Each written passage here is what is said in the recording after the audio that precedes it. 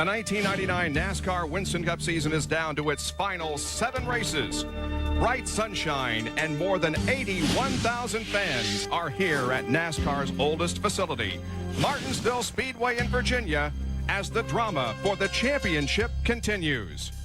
But this weekend, there has been as much focus off the racetrack as on the racetrack.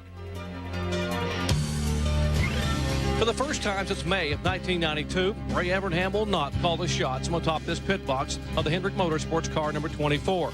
Never in the modern era of motorsports has so much attention been paid to the separation of a driver and crew chief. But this one is special. You see, when historians describe the Evernham era, they'll use terms like meticulous preparation, flawless execution, and total domination. From the moment they met, the marriage was magical. Ray Evernham and Jeff Gordon grabbed a Winston Cup Rookie of the Year title in 1993, serving notice of what was yet to come. But the real fireworks wouldn't begin until this emotional first victory lane at Charlotte in May of '94, which steamrolled them toward the '95 season and their first Winston Cup title. The '97 Daytona 500 was no match for Evernham's Warriors and a driver nicknamed Wonder Boy, who later wandered through this final Winston Million celebration on his way to a second NASCAR title. But 1998 would be the year that Ray's rallying cry, "Refuse to lose," took on special meaning. Nothing, not the Brickyard nor $1 million bonus, would escape their grasp en route to a record-setting 13-win, $9 million season and third Winston Cup title. If Ray Evernham were here today, he would be the first to tell you that no man is an island. No one individual is the key. It's all about teamwork, commitment, and communication, all of which his disciple and now descendant Brian Weitzel understands. Now, as for Brian, there is tremendous pressure, but also tremendous pride. Pride that he has the total support of his car owner, Rick Hendrick. Pride that he has the total confidence of his driver, Jeff Gordon. And pride that he was trained and prepared for this day by the very best, one Ray Evernham.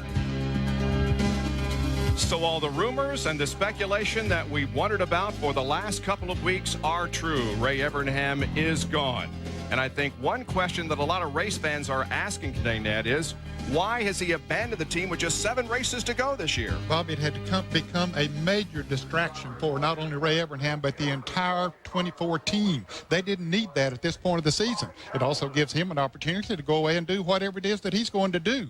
And Brian Weitzel coming on as the crew chief for Jeff Gordon, it'll give them an opportunity to work directly together for these last 7 races of 1999, which can prepare them better for the year 2000. That's exactly right, and I think all teams have got to figure they're not going to win the championship in 1999. That's Dale Jarrett's championship to win. So they might as well get ready for the year 2000, just like Mark Martin did last week at Dover. They haven't been as competitive in 1999 as they were in 1998. So they said, let's start over. Let's go back to 1998 and see where we've gone astray. Guess what? They take a 98 car to Dover. They win the race. Now they're better prepared for the year 2000 than they were last week. Well, Dale Jarrett continues to occupy the points lead as he has since Richmond in May. Several positions are close within the top 10. And, of course, the top 10 will be on the stage at the Waldorf. Now, their starting positions are spread today throughout the field from 5th all the way back to 38th. With only 7 races left in the season, all sights are set on Dale Jarrett in the chase for the Winston Cup. But the battle for second has taken center stage as only 154 points separate second through 5th. Mark Martin propelled himself back into second place in the chase last week by winning at Dover Downs. A third place finish has DJ smiling at the thought of a postseason celebration. But before the party starts for the other guys, the competition will get furious. Martin, Labonte, Stewart, and Burton have combined to win 12 races this year. Rookie sensation Tony Stewart really has his work cut out for him today if he hopes to extend his win total here in 1999. In the spring, Tony started from the pole position, but on Friday, he could not find the handle on the racetrack, and as a result, he starts 37th today. Although his team found a lot more speed in happy hour and wound up in the top 10. In the last 3 races, Tony has finished no worse than second. That streak could come to an end today, unless Tony comes through with a gutsy performance. And speaking of gutsy performances, who can forget last year's heroic effort by Ricky Rudd? Temperature expected near 90 or perhaps a couple of degrees over that. This is going to be one of the hardest races anybody's ever driven. Ricky Rudd, the Tide Ride, is a really good race car today. Explain what's going on inside the tent car. The cooling unit in the helmet has frozen up. He is basically inside that helmet, suffering. The heat is almost unbearable. They poured water on his back in the seat to try to cool him off. Heats up and becomes a sauna. His backside and bottom are burning. Incredible story of courage and stamina. Ricky Rudd wins the NAPA AutoCare 500. Ricky Rudd had his day in the sun last September, beating the heat and beating the field. Now, standing face-to-face with a new seat in the near future, Rudd wants to take a little piece of his past with him by winning at least one race for the 17th straight season. But for the last 2 seasons, the short track wars have been a combination of strength and surprise. 11 different winners in the last 11 short track races. Is it parity or newfound power? Today, another short track and another look at the big picture and the long-time racing link that bonds the unexpected, the experienced, and the inevitable. So what are the expectations for this afternoon? Could we see another fresh face finish at the front of the field and stretch the short track streak to 12? How about one of these guys starting in the top 4? After all, 51% of all Winston Cup races at Martinsville have been won by a driver starting 4th or better. But listen to this. The top 4 qualifiers for this race have posted exactly 1 win in their last 690 combined starts. And that win came 2 weeks ago when Joe Nemechek won at New Hampshire. You might think some of the guys in this field have been in the witness protection program, when in fact the only thing they've been guilty of is breaking our hearts. Today, they hope to break in to victory lane. With the engine started, can Gordon win without Evernham? Can Jarrett add to his points lead? Will there be a 12th different short track winner? Just some of the stories will follow this afternoon.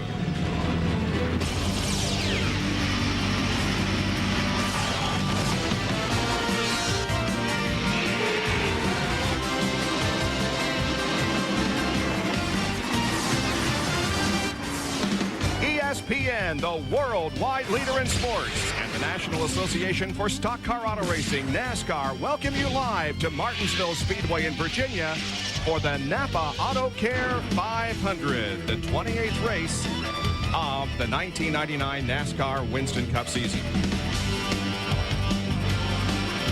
The cars are poised to get ready to go. We'll go 500 laps here this afternoon, 263 miles. The purse is almost $2 million. And without a caution, they should be able to go up to 165 laps without a fuel stop. The race record is held by Jeff Gordon. That was set this race back in 1996. Well, let's take a look at the EverStart Walmart grid, and you're going to see some interesting names up at the top. Joe Nemechek has his second pole of 1999. He also won the pole for the Pepsi 400 at Daytona in July. And Ted Musgrave has his best start of 1999. Jeffrey Bodine is no stranger to this racetrack. He has 4 wins at this facility. Kyle Petty finished 10th here in the spring. Jeff Gordon qualified 5th in his first run without Ray Evernham. Mark Martin recorded his second win of 1999 just last week. Kenny Wallace, the pole winner in the spring of 97, has the 7th starting position, and Ricky Rudd, the defending winner of this race, starts in the 8th position.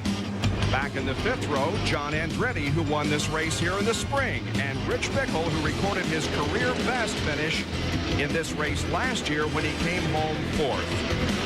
Now, as we take a look at the rest of the starting lineup, boy, it sure is a different day weather-wise today than it was a year ago. Remember when the heat was above 90 degrees, but Ned, today a kind of a cool and pleasant day. It's the kind of a day that the crews and the drivers in particular hoped that they would have when they came to Martinsville in 1999. Yeah, it's much better for them in the race car and on pit road.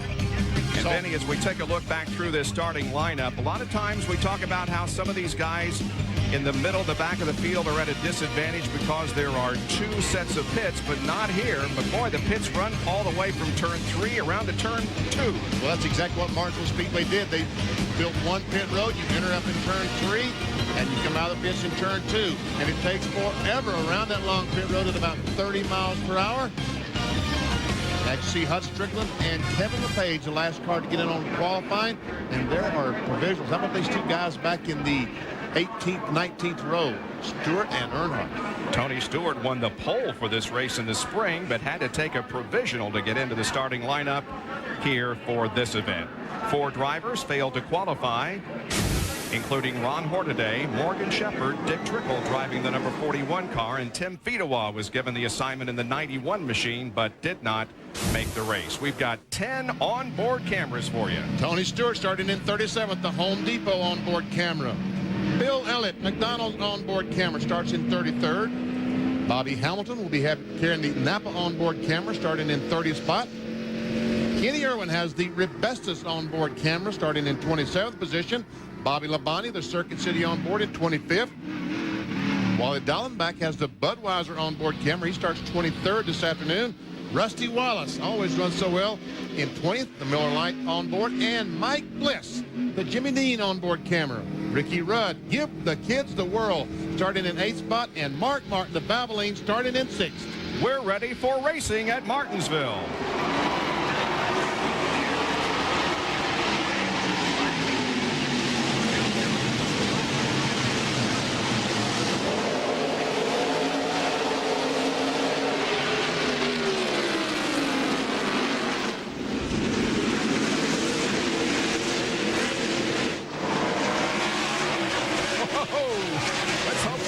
Is that close? Ted Musgrave led lap number 1 by less than a foot. It was close.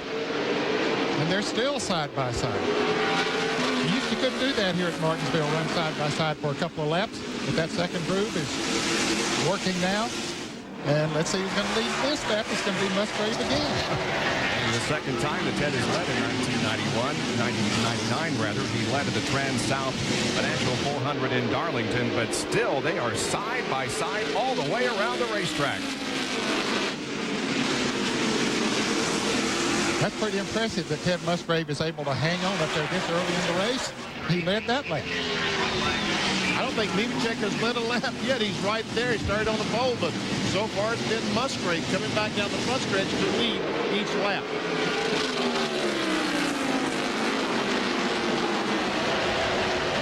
And now Nemechek gets a little bit of a run on Musgrave. He will lead this lap, but Ted comes back on the outside.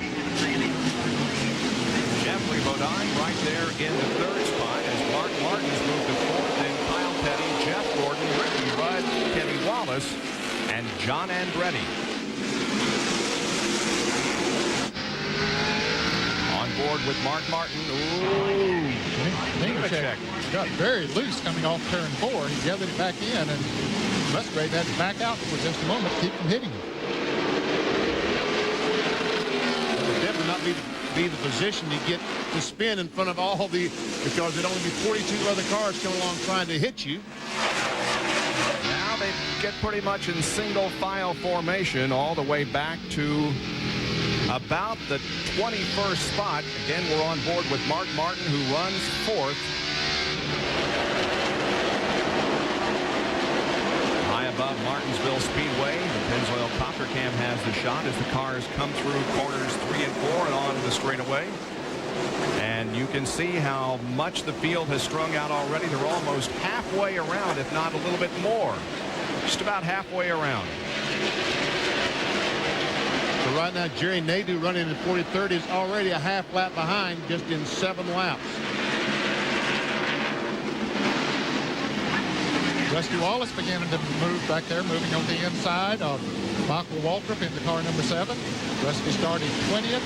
He now is working on the 18th position. You have to go that far back to get side-by-side racing. We're on board with Mike Bliss, who goes to the inside of Michael Waltrip and tries to gain that spot, the 19th.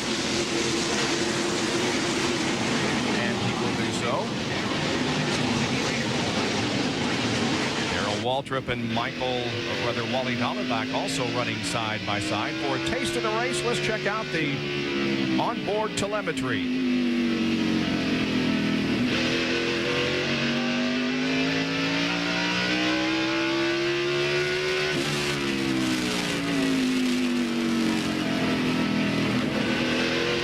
This is Mike Bliss Davis, the NASCAR Craftsman Truck Series driver. And you see, look at Jeff Gordon try to go up on the outside of Mark Martin, but all he's going to do, it looks like, is lose a spot, because as he dove in on the outside, Ricky Rudd tried to go to the inside, but now, once again, Jeff is on the outside.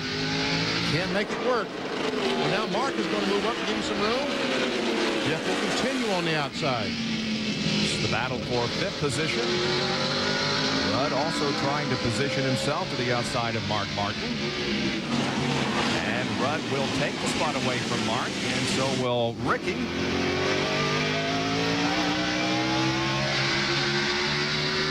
And now there goes Kenny Wallace. There's the old dog cam, BP. Yep. So John Andretti alongside the Valvoline Ford.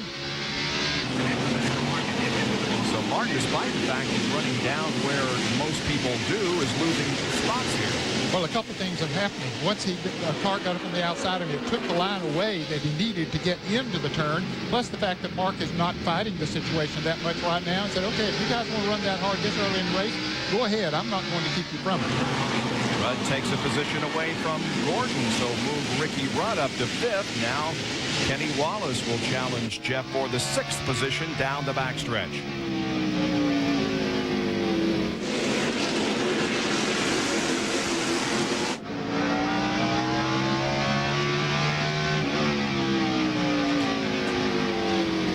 And Wallace, well, he was going to be able to get the position from Jeff. And he will do so. So Joe Nemechek continues to lead with Musgrave running 2nd. Then it's Jeffrey Bodine, Kyle Petty, and Ricky Rudd. Those are the top 5 with 15 of 500 laps completed. ESPN's live coverage of the NAPA AutoCare 500 from Martinsville Speedway in Virginia is being brought to you by AC Delco Automotive Parts. AC Delco, if you're not asking for it, you're asking for it. By Coca-Cola Classic, the official soft drink of NASCAR fans. And by ESPN Video. Get your officially licensed NASCAR videos from ESPN Video. We've completed 23 laps. Joe Nemechek with about a 1-second lead on, well, was Ted Musgrave, but now here comes Jeffrey Bodine up for the challenge inside turn 2. For many, many years, Jeffrey Bodine, this Power Team Chevrolet, has run so well here at the Martinsville Speedway. When he first came here in the modifieds back in the early 80s, he was the guy to beat. And then Winston Cup cars have been almost equally as good. His first win in Winston Cup competition came here at Martinsville in April of 1984. That was also the very first win for car owner Rick Hendrick. Only one top 10 finish in 1999 so far. That was the 2nd race of the year at Rockingham, where he came home 8th. You can see up ahead there, the shot that we had, that Joe Nemechek is beginning to catch the tail end of the field, so they're already coming up on traffic. Just went around Dave Marcus in the real tree, car number 71, put him a lap down.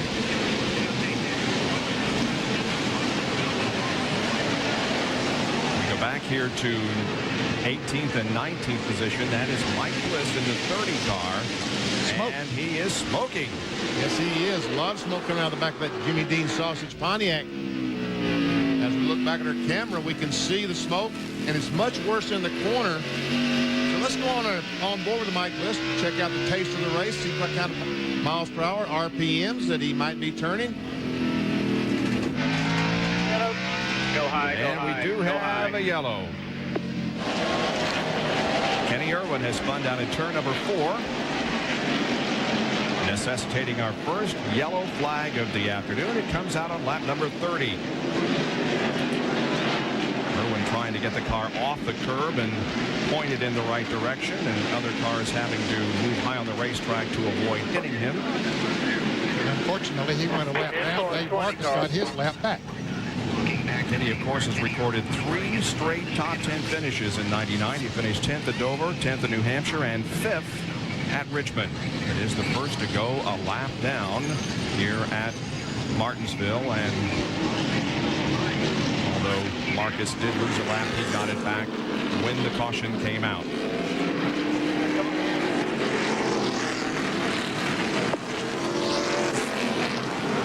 take a look at some replays here. We'll go on board with Tony Stewart. Looks like he was right behind Kenny. This is the Home Depot onboard camera. Tony goes down in the corner. And right there, a little bump from Tony Stewart. Ooh, wow, almost in contact with Jimmy Spencer. And we'll see what. And listen to Kenny Irwin.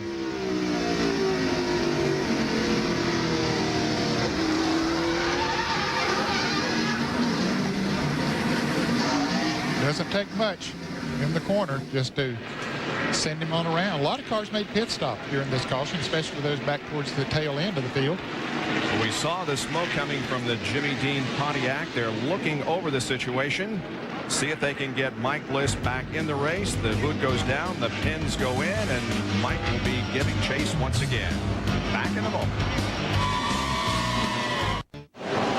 Here's a look at why we are about to end our first caution. Watch Stewart and Irwin. There we see just that little bit of bump, and watch as Kenny Irwin goes around, and it's amazing. Only one car involved. There's all the other cars taking that evasive action.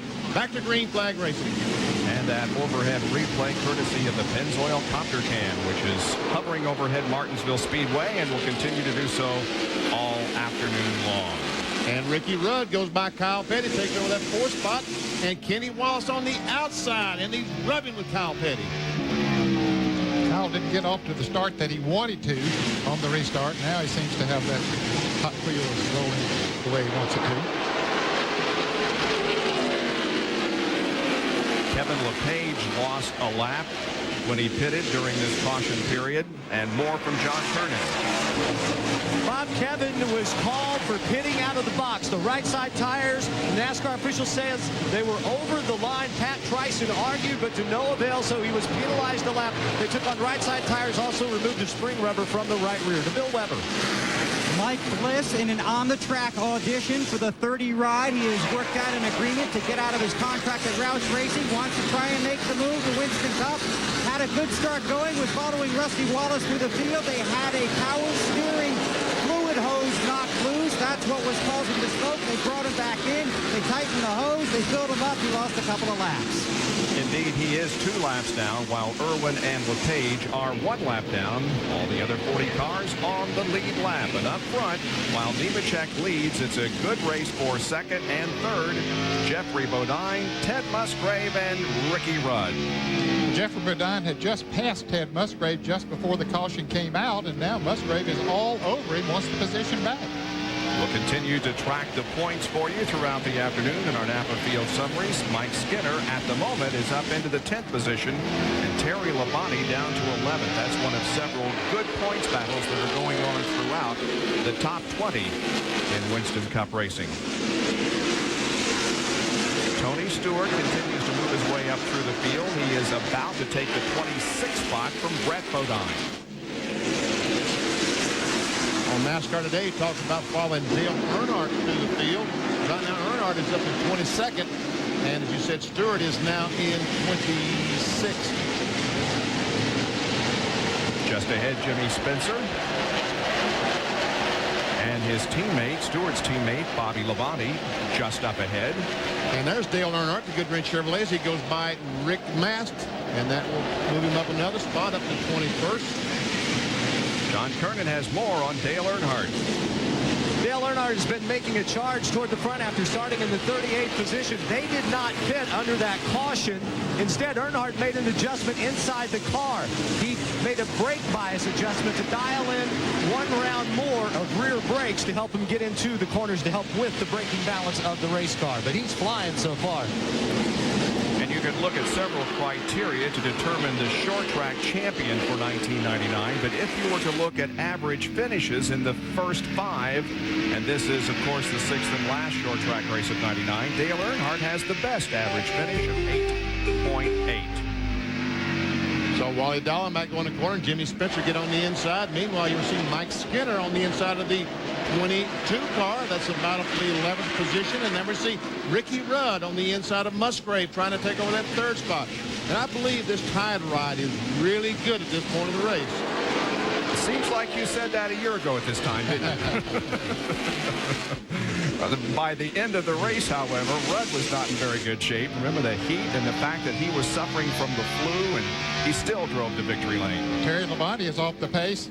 Terry Labonte in the Kellogg's Chevrolet is definitely off the pace. He's into the pits.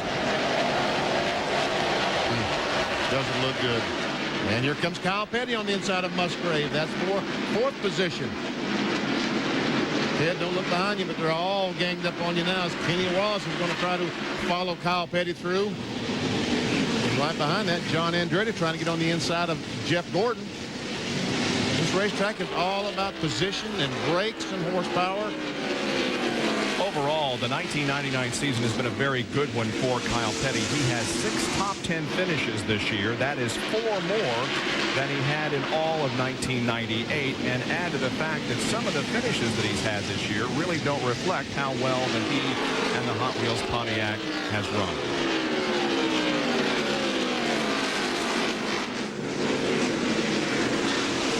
Well, there was a time when Kyle Petty, back in the early 90s, when he was absolutely the best. Be smooth now. Take care of the brake. Good idea. When he was absolutely the best on flat racetracks. It looks like he's getting some of that magic back again. Bill, what's the situation with Terry Labonte? Transmission woes, Bob. They were going to try and push the car behind the wall, but it is stuck in gear. The car will not move, so they're going to go underneath. They got a member of the Budweiser crew to help them out here to try and knock this thing out. Terry's already taken his helmet off, so this is going to be a long stop. They're going to go to the rear wheel, try and take out the axle.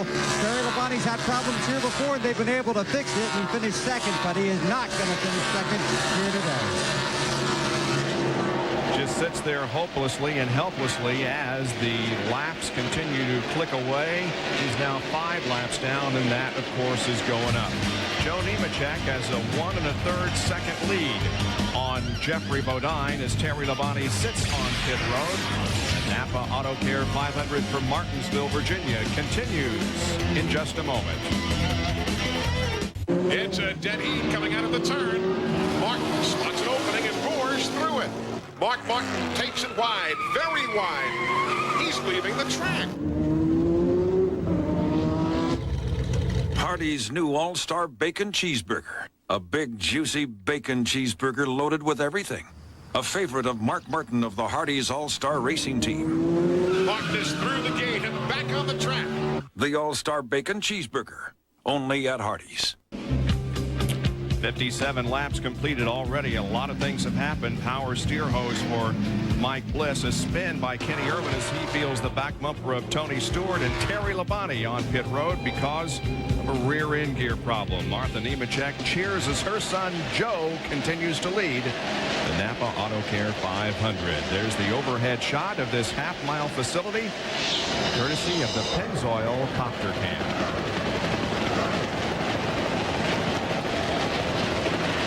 And Joe Nemechek, the leader, the Bell South Chevrolet, has caught Wally Dallenbach, and a little contact off turn 2 as he tried to get by Dallenbach, tried to go on the inside, and so Dallenbach moves over, lets Joe Nemechek go by. Dallenbach running in the 38th position. A little bit different paint scheme on the 25 car this weekend. They are celebrating the last World Series of the 1990s. Budweiser, not only the official beer of NASCAR, but also the official beer of Major League Baseball. That's why the baseballs encircle the numbers on Dallenbach's car this weekend. And Woody Woodpecker in trouble. Yeah, Rick Mast has gone backwards, Benny. He started in 12th position. I was surprised he didn't stop during that caution that we had, but now he's going a lap down because that car is just not handling. Riding alongside the Budweiser Chevrolet of Wally Dallenbach as he sees the 42 car of Nemechek put in Rick Mast a lap down. And right beside him, Wally Dallenbach, will be Jeffrey Bodine. The second place car, the Power Team Chevrolet.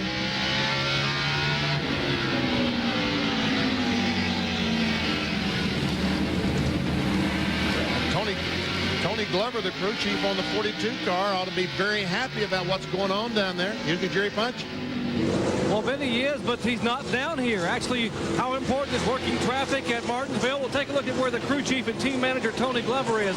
That is him up on top of the roof there. He is acting as Joe Nemechek's spotter today, basically talking to Joe every single lap. He is some 7 stories up in the air on the top of the grandstand as a spotter.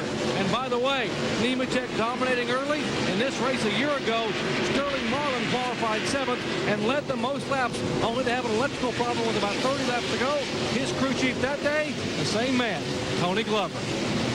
I've always thought that was be a good place for a crew chief to be, up where the spotters are, so they can get an overview of everything that's going on the racetrack and make it easier to make those decisions. There's 3rd, 4th, and 5th. Rudd, Wallace, Kenny Wallace, and the 44 of Kyle Petty. Now Wallace will try to go to the inside of Ricky Rudd and go for that 3rd spot. There's Jeff Gordon back in 6th. As he tries to work his way around the 98 of Rick Mast. John Andretti, and then the 31 car right behind him is Mike Skinner. Mike Skinner is in 8th place. He started back in the 16th position. Mike Skinner is coming towards the front. So is this man, Rusty Wallace. Started 20th, now in 11th.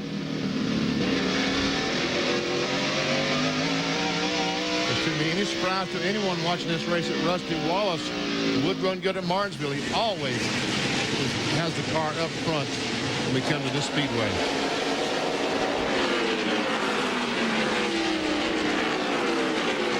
There's our points leader, Dale Jarrett.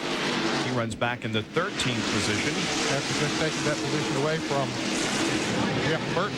Burton's car seems to be spinning a little bit right now. Bill Weber has more on the points leader, Jarrett. Bob, early in the race, Dale Jarrett a little loose off. They're going to make an air pressure adjustment, 1 pound down on the rear tires, and they also want to make a chassis adjustment. The one critical question Todd Bodine did ask DJ earlier in the race, how's the shock change? And Dale said, that's good, the car is driving well. Jarrett made his first start in NASCAR Winston Cup competition in April of 1984 here at this racetrack. Driving for Emmanuel Servakis. Dale Earnhardt now ready to pick up another position, trying to get around Jeremy Mayfield. This will move him up to 15th. He's making an impressive run through the field. Started way back in 38. And this is going to be a situation unlike Bristol when he makes passes all these cars. When he makes the pit stop, he will not lose them when he goes in the pits because they have one pit road here. His Goodrich crew. Whoops. Gary Irwin says, I seem like I remember that from the last time someone got behind him. Kenny Irwin, of course, will not be in the 28 car for the year 2000. And look at that yellow car of Bobby Hamilton. He started back in 30th position, and he's moving up through the pack too, and now in 17th. There he is. Irwin just up ahead, but Irwin is a lap down. Kodak film, NAPA Auto Parts onboard camera. Dale Earnhardt has gained 23 positions since the start of the race. Stewart 18 up front. Oh, we have Jeffrey Bodine right there behind Joe Nemechek. Yeah, where are they going to go? They got 2 cars running side by side, Chad Little and Elliott Sadler, and that's about all you can do around this racetrack is 2 abreast. And Kenny Wallace also behind this group as Nemechek now gets on the inside of Elliott Sadler.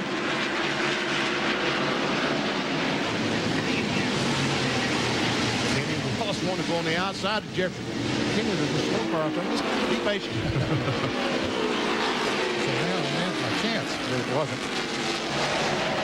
He's going to try it again on the outside. Wow. Well, he may make it work, huh? Yes, wow. Kenny, I'm impressed. Good move. Move Wallace up to second. He loves this racetrack. Ran good here in the Busch Series. Has won a pole here and has run good in many races. He told us on the qualifying show Friday that Martinsville was a Wallace racetrack. I thought he was talking about Rusty.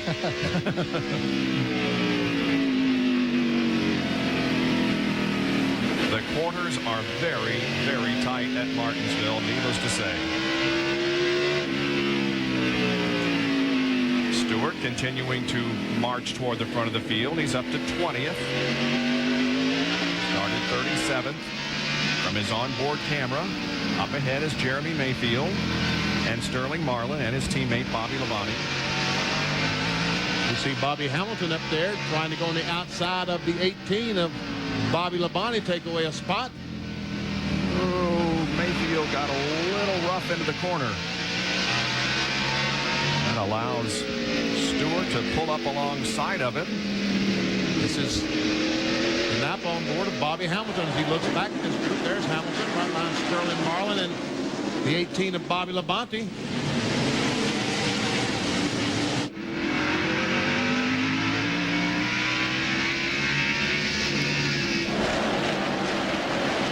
Now the 75 and the 88 are battling for the 11th position, and Jarrett gets it. Dale close to the top 10 as Kenny Wallace moves to the inside of Joe Nemechek and tries for the lead. And gets the lead. How about that? Kenny Wallace started back in 7th spot in here. 80 laps into this race, has moved to the front. Well, that is the first lap that Kenny Wallace has led in 1999. The last time he led a race was a year ago at New Hampshire. And no one gave him that. He had to take it. It wasn't the fact that everybody pitted and he stayed out on the racetrack or anything like that. He came up and passed everybody he had to, including Joe Nemechek, and earned it. Kenny Wallace won his first pole of his career here at Martinsville in '97, and now he is a leader here at this facility with 80 of 500 laps completed. Pennzoil Copter Cam continues to provide the overhead shots of this paper-clip shaped racetrack, the Blue Ridge Mountains of Virginia at Martinsville. 88 laps completed, and the leader, Kenny Wallace, is in a whole bunch of traffic. Yes, he is. And we see his teammate Kenny Schrader just about 5 cars in front of him as he tries to get by Jerry Nadeau, the M&M's car. Right now, Nadeau in 34th position. One good thing about it, Kenny Wallace can go anywhere on the racetrack and still get good traction. He can go on the outside if he needs to, where he is right now. And if he needs to go on the inside, he can go down there, too. That's a good car to have. But right now, the car's running side by side. He can't go anywhere. Prior to today, Wallace had only led 8 laps of this at this facility. That was in April of '98. He has so far led 12 laps as he crosses the line. Here's Kyle Petty, Ricky Rudd, Jeff Gordon, and John Andretti running back in 3rd, 4th, 5th, and 6th. And Rudd is the car of the Tide cars, the one losing the positions now as Kyle goes by and Jeff Gordon comes up to challenge. Joe Nemechek has fallen all the way back to the 8th position. He was leading a little bit earlier, but has dropped back to 8th. Jerry, what's the problem with Joe? The car was absolutely perfect for 75 laps, and on lap 76 he commented it's starting to get tight in the middle and loose off. Over the next 4 or 5 laps, it got worse and worse. He lost the lead on lap 80, and now what Tony Glover is saying is just slow down your entry into the corner so you can keep the car on the bottom of the racetrack and you won't lose as many spots. Just hang on for about 30 to 40 more laps. We'll bring you down pit road and we'll fix it. Let's check in with Bill Weber. Ward Burton has had an overheating problem almost from the very beginning of the race. In fact, he had to back out of the throttle and out of traffic so he could force cooler air into the radiator. Last check, the water temperature had dropped. The only thing is that it only dropped to 230 degrees. Ward currently runs in the 10th position. And 230 degrees water temperature is just about the jumping off place. Anything above that, you stand a chance to keep going up and losing water. That's about the maximum you'd want to run. 71 car of Dave Marcus is not in this battle, but the other 3 are Jarrett, Earnhardt, and Marlin. And Sterling Marlin has really been coming up through the field. He's another of those drivers. His car is hooked up. Look at him move on the inside of Earnhardt. Let's see if Marcus might be in his way there. Marcus still not, Jarrett not able to get around him. And Sterling Marlin and Earnhardt are both going by Jarrett. Yep. TJ just can't run up on the high side of the racetrack. It doesn't look like it. Well, maybe he's got a problem. It looks like the right front's flat. Yes, the right front tire is flat. Wow. Well, he's going to bring it in, and the Martinsville bug bites Dale Jarrett early in the race. Here he comes down pit road. And it is a long, long way at 30 miles an hour down this pit road. Down to Bill Weber. 4,400 down pit road. This will take a long time. It's an all-day trip to get around this pit road. They call in, said he had a flat, was coming in to go around to the right side first. Todd Parrott says we're going to change 4 tires. This is a track where Dale Jarrett really has a love-hate relationship.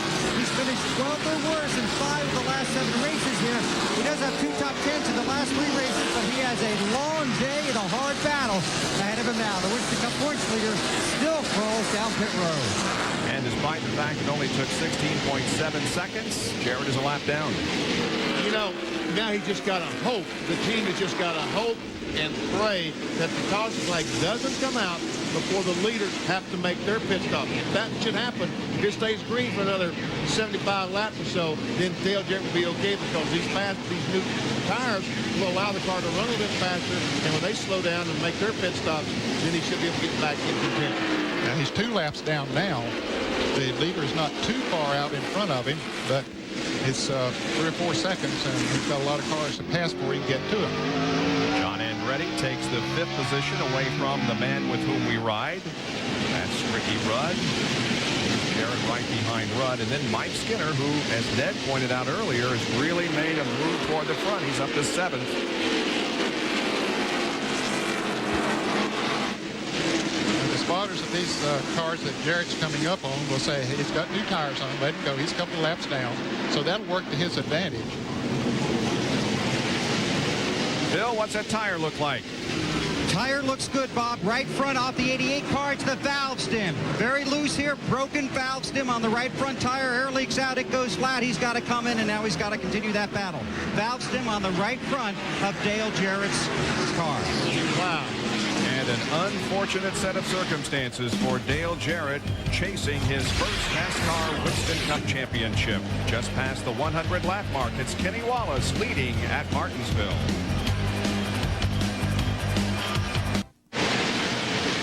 Welcome back to Martinsville Speedway in Virginia. Kenny Wallace, the driver of the 55 Squared E car, is the leader of this NAPA AutoCare 500. About a 3-second advantage on Jeffrey Bodine, with Kyle Petty running 3rd, followed by Jeff Gordon and John Andretti. 109 laps are completed as Wallace moves up now on the 66 of Darrell Waltrip, who's running in 27th position, trying to put him a lap down. For a taste of the race, let's jump on board and check out the Jimmy Dean sausage telemetry. We'll see down the straightaway. Check our miles per hour up to about 115 miles per hour. Now, Dallenbach just made a pit stop about 10 laps ago. He came back on the racetrack, passed the leader Kenny Wallace. And look, Jeff Burton about to go a lap down to Kenny Wallace right in front of the leader. Burton back in 25th position.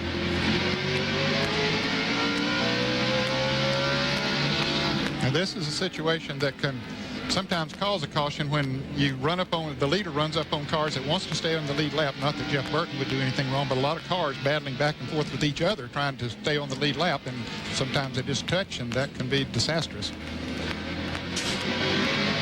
So Steve Park back in the Pennzoil Chevrolet. He's in 24th. The leader's not that far. We see Dallenbach.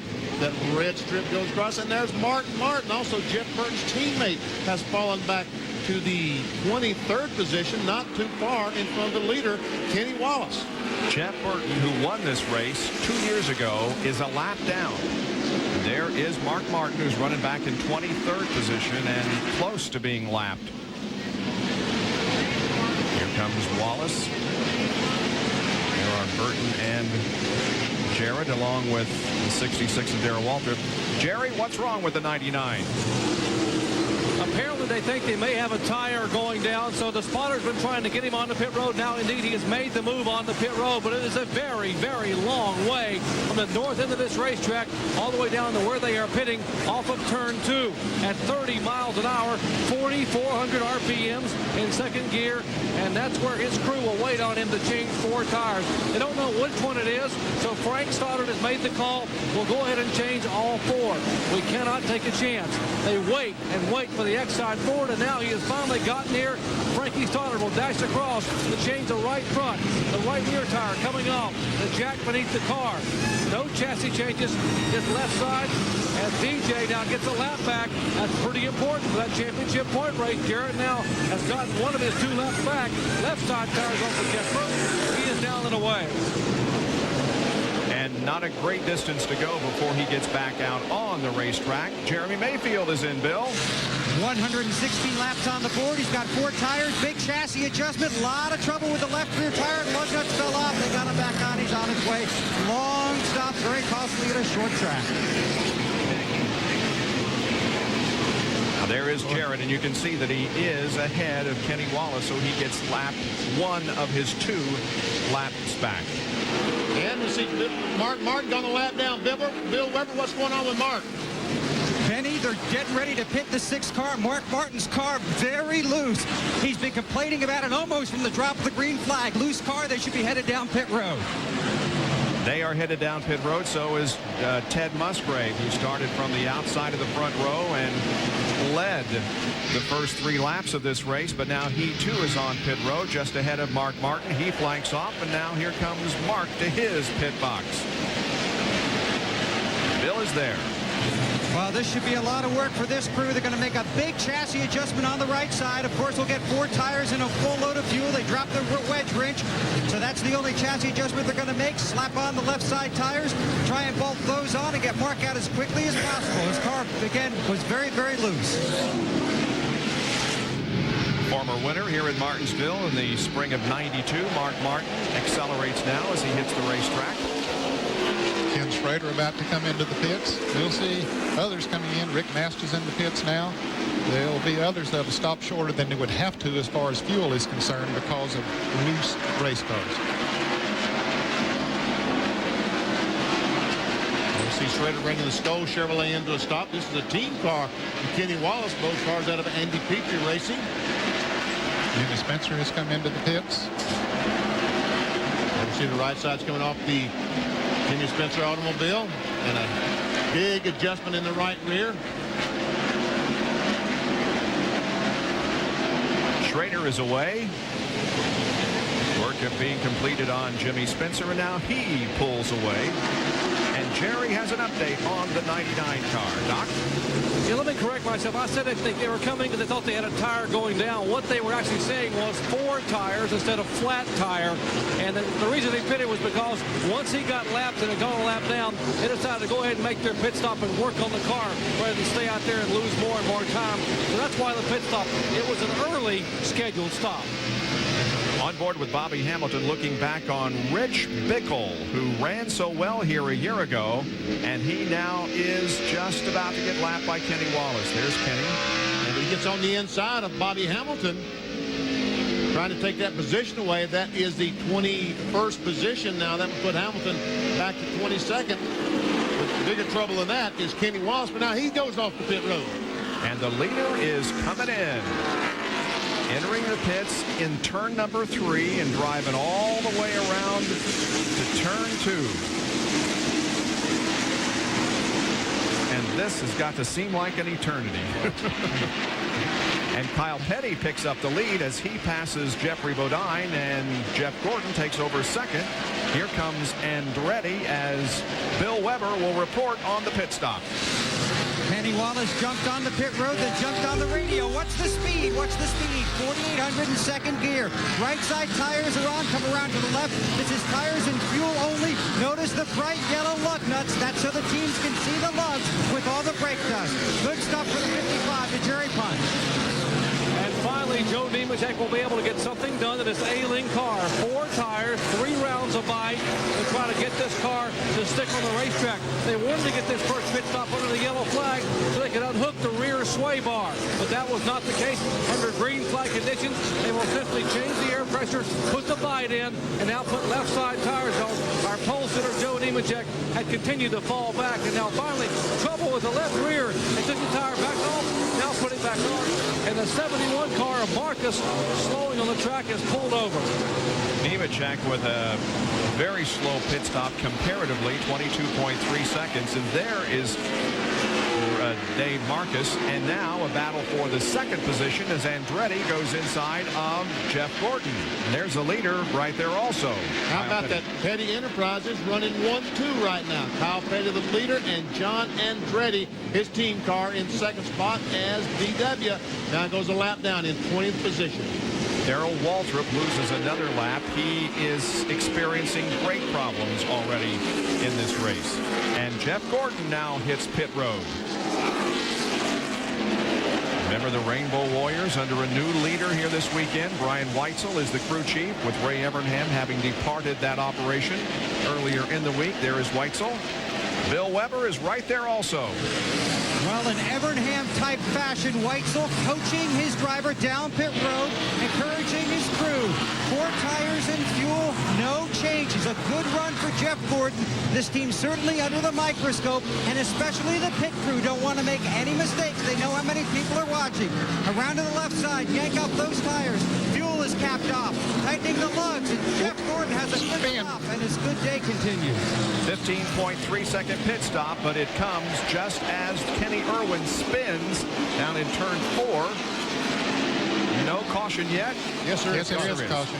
Boy, what a huge break for a lot of drivers who had not pitted, and a bad break for those who had. Finally, Kenny Irwin gets the car righted. The Texas O'Halloran car off and running. I don't imagine too happy with Tony Stewart right now, because that once again was contact between he and Stewart that caused the spin. And those two have been friends since they were youngsters, having run quarter midgets and just about everything else in the Indianapolis, Central Indiana area. Here it is once again.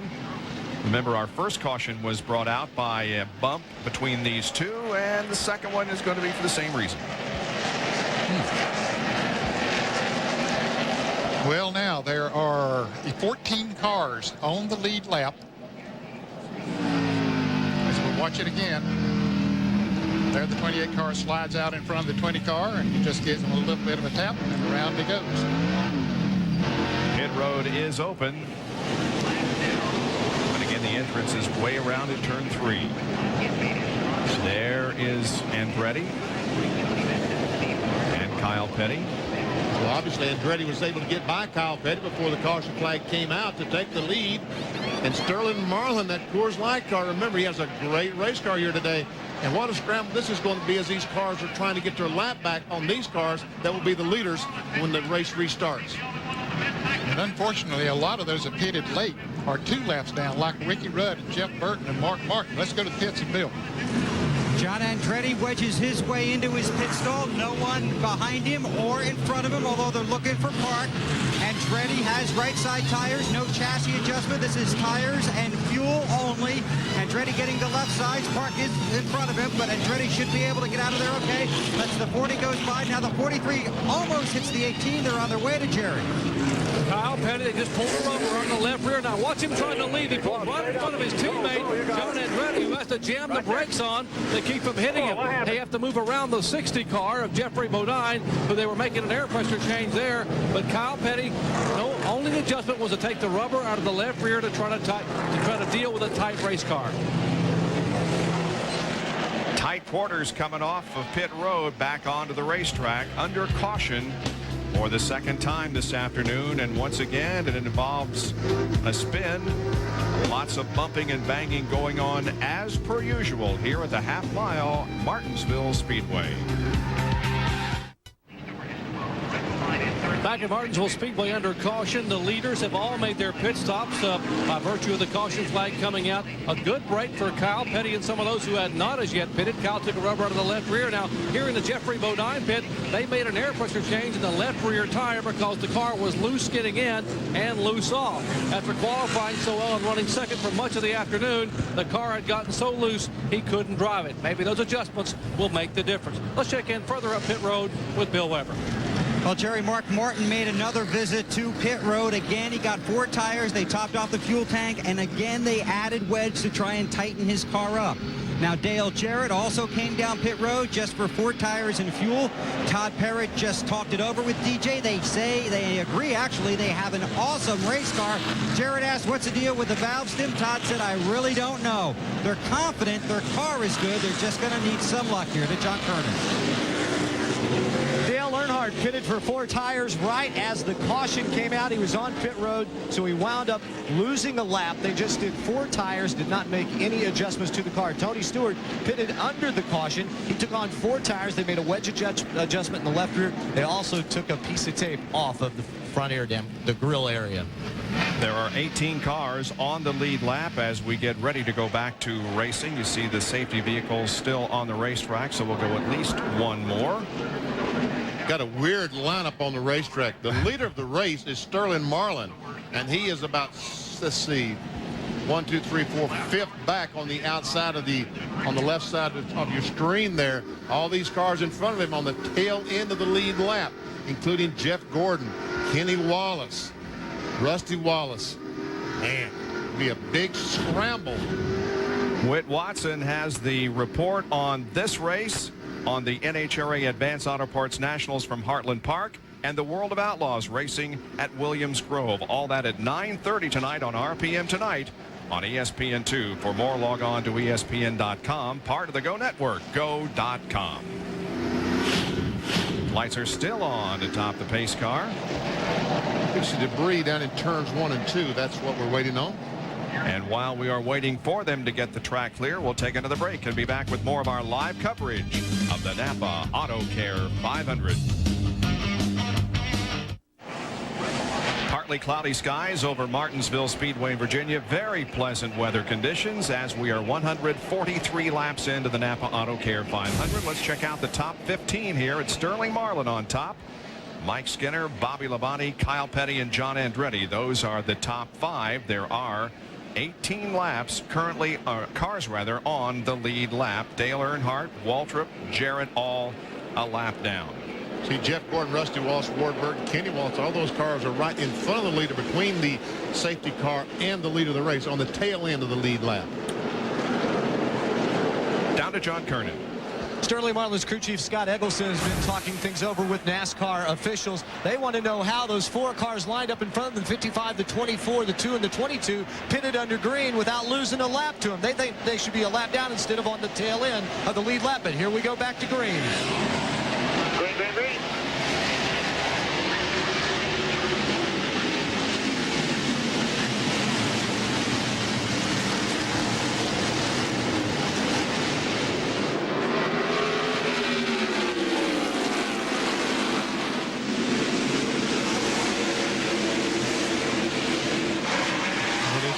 Scramble for a while.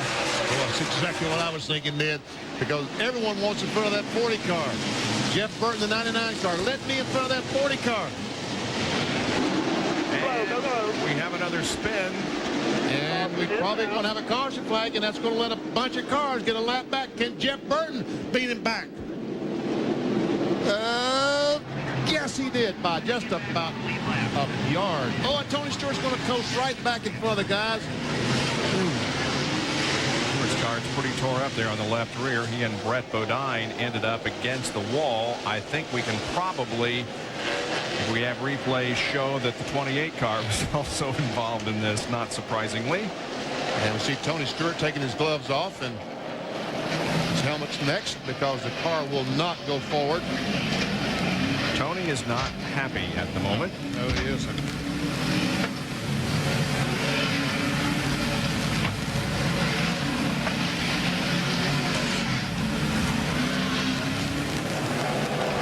Tony climbs out of the car.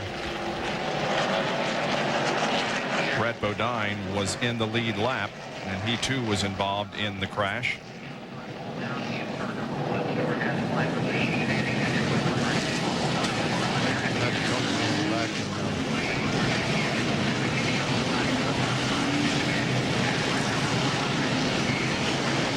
Time since Tony finished outside the top 15. Looks like he's waiting for somebody, probably 28 car. And there are his frustrations. Come on, man, keep going.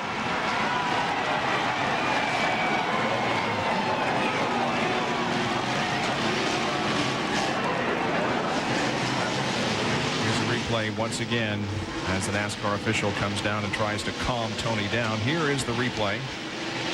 20 car, Tony Stewart, Kenny Irwin, going down in turn 1. And contact.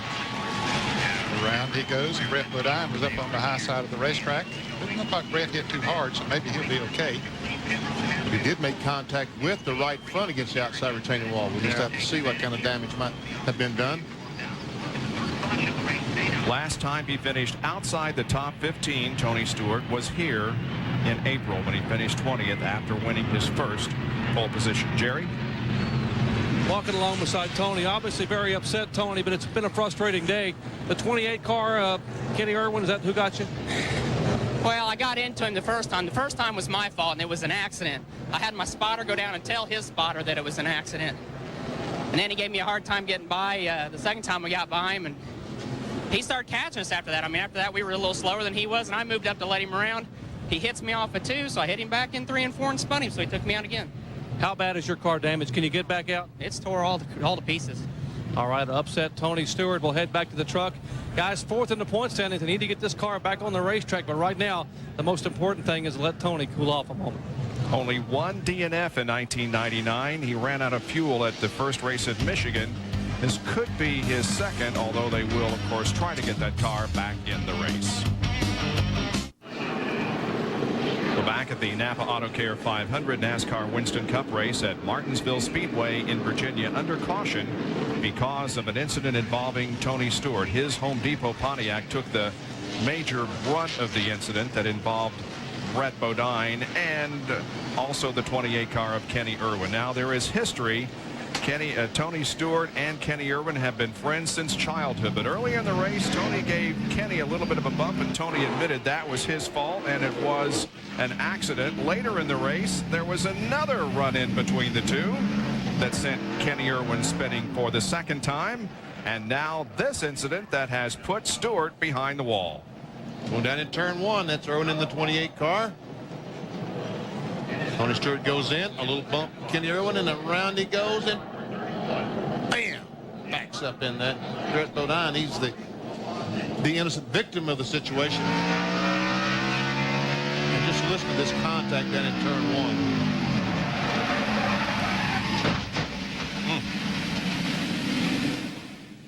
Well, that has dropped Brett Bodine 6 laps down and has put Tony behind the wall. That's the onboard camera with Kenny Irwin. And this is what happened as Irwin came around and Tony took out his frustrations. Well, that was for sure going to be a battle that he was going to lose because he was up against too big odds there. For sure. A race car, moving race car.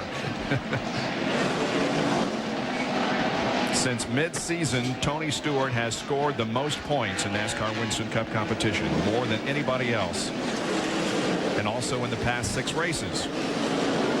He is 4th in the point standings through the first 27 events of this year. Now then, we have the real leader behind the pace car. That is Sterling Marlin, the real leader of the race, is behind the pace car, unlike the last restart where we had 4 cars on the tail end of the lead lap. All 4 of those cars did, in fact, get their lap back. So there are 16 cars now on the lead lap. Ted Musgrave down on the inside. He is actually 2 laps down. Now, Jeff Burton got back 1 of his 2 laps, and so Jeff Burton is 24th on the restart. It's Marlin, Skinner, Bobby Labonte, Kyle Petty, and John Andretti as Skinner heads to the outside of Musgrave.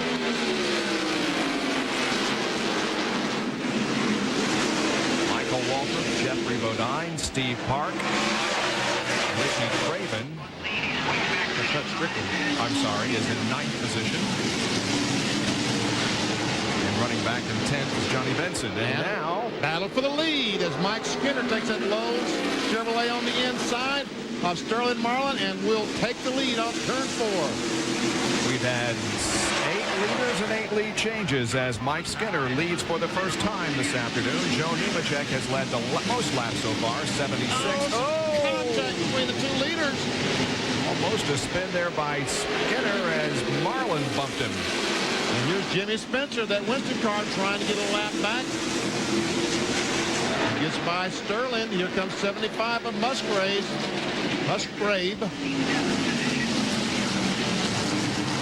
First time that Mike Skinner has led here at Martinsville. And the 11th race that he has led in 1999.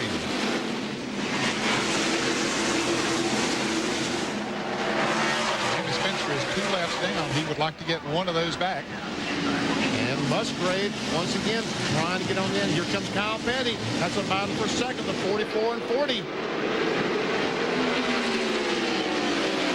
Lowe's Field summary shows you that Bobby Labonte has taken over second position in the point standings as of now. Skinner up 2 to 9th, and Ward Burton down 1.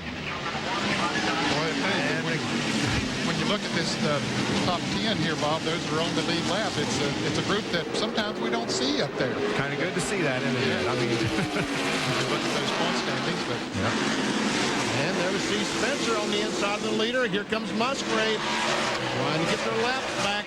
One of their 2 laps. Both of those drivers were 2 laps down. Now they're just 1 lap into the distance of the racetrack. If they could get a caution right now, that would be very helpful to them.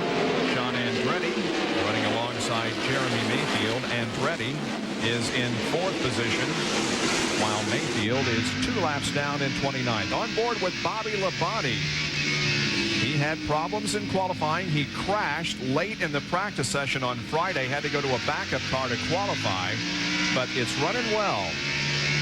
He is up to the 5th position. He was good in happy hour yesterday afternoon, and he was really coming up through the field before the caution flag. He passed a lot of race cars, and now he's up there in the top 5, still running well. And there's their pole sitter, Joe Nemechek, right behind Bobby Labonte. Meanwhile, there you see the 2 guys that's got one of their laps back, and right behind the leader, Mike Skinner, is Kyle Petty. The Hot Wheels Pontiac right on that back bumper. Well, Jamie Spencer and Ted Musgrave said, some of you guys been doing that beating and banging. Do just a little bit more. Nothing major, but let us stay out in front of them and get a caution. Kyle Petty drives down into turn number 3, looking to the inside of Mike Skinner. Petty has 3 top 10 finishes on the short track so far in 1999. He finished 8th at Bristol, 10th at Martinsville, and 7th at Richmond, and also had a 15th place finish in the other Richmond event. Right now he is less than a car length behind the leader, Mike Skinner. Sterling Marlin, John Andretti, and Bobby Labonte complete the top 5. We're here 166 laps into this race. More from Martinsville in a moment.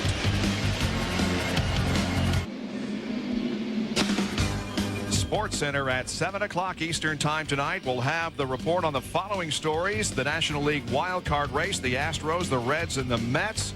Mike Ditka takes his New Orleans Saints back to Chicago, and an AFC Championship rematch involving the Broncos and the Jets. But both those teams are 0-3 so far in 1999.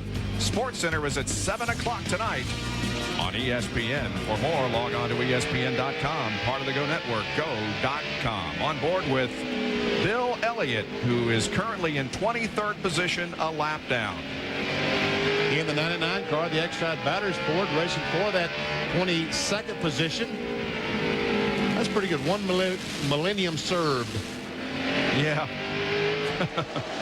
Darrell Waltrip, he's also a lap down.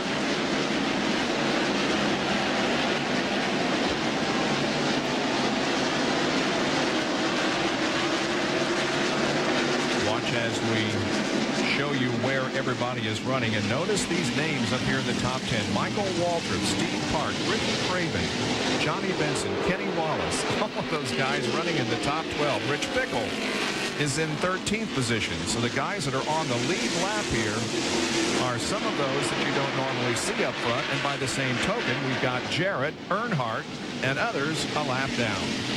That was all as a result of green flag pit stops and the caution coming out, and others getting to pit under the caution.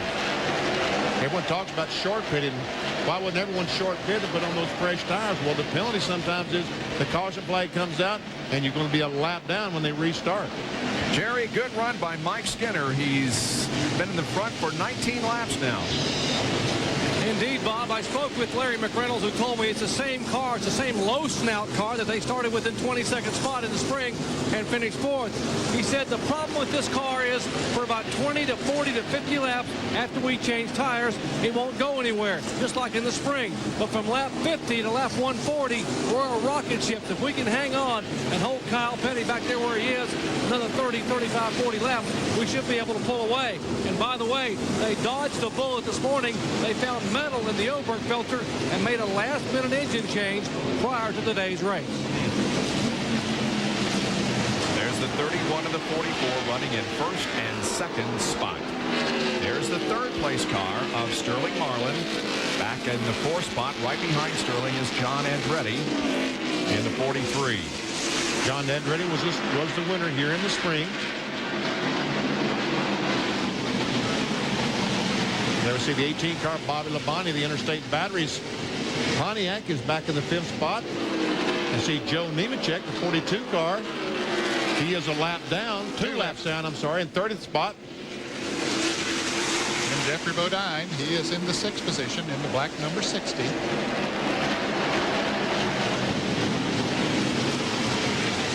Mark Martin, then the next car there, car number 6, he is 2 laps down in 31st position. Michael Walton, the Phillips Chevrolet, is running in 7th position.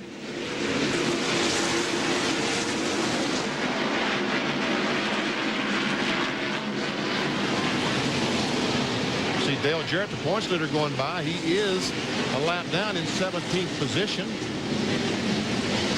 And there's Hut Strickland, the Federated Auto Parts, in the 8th position.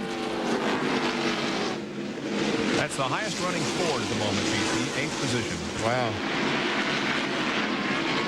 So Hut Strickland having a good run here today. He just passed the 1 car and the 26, and now the 26 of, there he is, Johnny Benson has just gotten by the 1 car of Steve Park, has taken over 9th. And there's Kenny Wallace coming up. He has now moved into the top 10 with the pass on the 1 car of Steve Park. There's Rusty Wallace, who also is trying to put Steve Park another position back.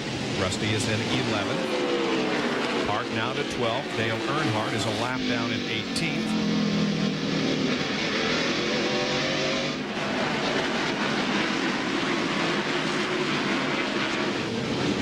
In 13th position is Jeff Gordon, about 9.5 seconds back of the leader. 4 car of Bobby Hamilton is 2 laps down in 32nd position. The old-time pit stops.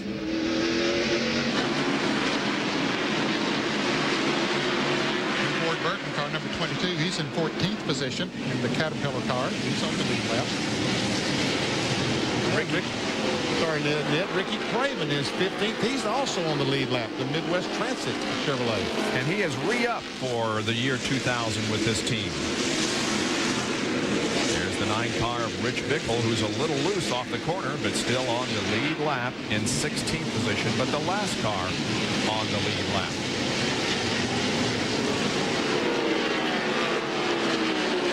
So there we show you all the cars that are currently running in the lead lap. Up front, it continues to be Mike Skinner, now having led 31 laps. Joe Nemechek has led the most so far. Kenny Wallace has led second most. And then comes Mike Skinner. 8 leads and 8 leaders and 8 lead changes. Average speed of the race is just about 75 miles an hour. Mike Skinner is the leader from Martinsville Speedway in Virginia. 188 laps completed. Kyle Petty, Sterling Marlin, John Andretti, Bobby Labonte are your top 5. Stay with us. We'll be right back. ESPN's live coverage of the NAPA AutoCare 500 from Martinsville Speedway in Virginia being brought to you by Valvoline. You can always tell the guys who use Valvoline. By the all-new Chevy Monte Carlo, the side you show the world is up to you. And by Jimmy Dean, America's favorite sausage and sponsor of the number 30 Jimmy Dean Pontiac. We're in Martinsville. Martinsville Speedway, Virginia. I'm Bob Jenkins, along with Ned Jarrett, Benny Parsons, John Kernan, Bill Weber, and Dr. Jerry Punch. And the Pennzoil Copter Cam is flying overhead, providing the shots of our leader, Mike Skinner, from high above Martinsville Speedway, down under the 28 car of Kenny Irwin. Let's take a look at the glowing brakes, BP. You see the one in the corner, we see him hit the brakes. Look at that rotor. The thing is cherry red. It must be 1,000, 1,200 degrees. We're talking about this piece right there that's gets redder and redder as he plies the brakes down in the corner. As he takes his foot off the brake pedal, we see how it cools off, but not enough to lose the red glow. Now, once again, down in the corner, incredible heat generated by these brakes here at Martinsville. You know, a lot of racetracks, we talk about tire management, but here at Martinsville, it's brake management that the driver and the team talks about. Very important to save those brakes, and it's difficult to do. You got a 3,400-pound automobile taking into those turns at about 120 miles an hour and try to blow it down to about 60 miles an hour real quick. And one other thing you got to be concerned about, we see how close that the rotor is to the tire. If you don't save the brakes, that rotor's going to get hotter and hotter. It's going to melt the bead area of the tire there, and you're going to go in the corner and have a right front tire go flat. Irwin is 2 laps down in 35th position. Has had 3 incidents with Tony Stewart that has put Stewart behind the wall. Back up front, we see Mike Skinner coming up on the 21 car of Elliott Sadler, trying to put him 2 laps down. Elliott's in 26th. And we see that Mike Skinner has been able to get back by Jimmy Spencer, also the 75 car of Ted Musgrave. And right now, Skinner has a little over 3-second lead on Sterling Marlin, our second-place car.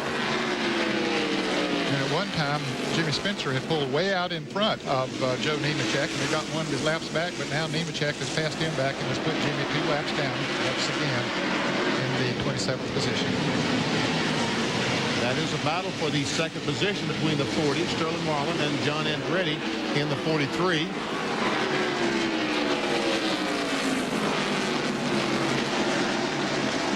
Jeffrey Bodine, Michael Waltrip, and Hut Strickland are battling for 6th and 7th. That's 6th, 7th, and 8th. They are all along the lead lap. Jeffrey Bodine's car seems to be a little bit loose right now. There's a couple of cars that have passed him, and the car seems to not be getting the traction he needs off the corner. Although that time he came off pretty good. Michael pulled right up on him. Michael Waltrip has a good race car here today, it looks like. And of course, he was one of those fortunate ones that had not pitted when many others had, and stayed out there and stayed on the lead lap. Showed you the manufacturer's battle. Chevy is leading, Pontiac running 3rd all the way down to 8th spot before we find the best running Ford with Hut Strickland. Chevrolet has kind of dominated as far as laps led today. They received the Rebestas rookie points. Right now, the top Rookie of the Year candidate, Tony Stewart, is behind the wall, as is Brett Bodine, but everybody else is still running out there. Terry Labonte, I don't know whether we've mentioned it or not, he came into the pits real early and has since gotten back out there, but he is 87 laps down. Now, here is Strickland trying to gain the spot from Jeffrey Bodine. So Jeffrey Bodine's going to lose 2 spots in that Power Team Chevrolet, and right behind him, well, not right behind him, but just a few car lengths, is Kenny Wallace, a Square D Chevrolet, who has been awfully strong today. Battle for 2nd spot. Andretti on the inside, Sterling Marlin on the outside. Well, he gets some traction in that SKP Pontiac and brings her right off the turn and takes the position away.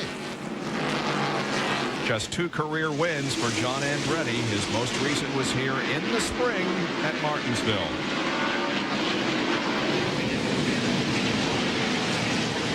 He is the only driver who has won a race in 1999 that is not in the top 10 in points.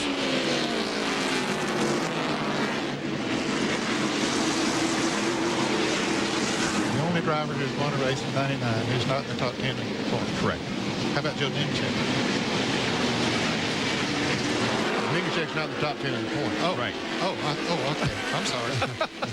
I'm the one that's mixed up.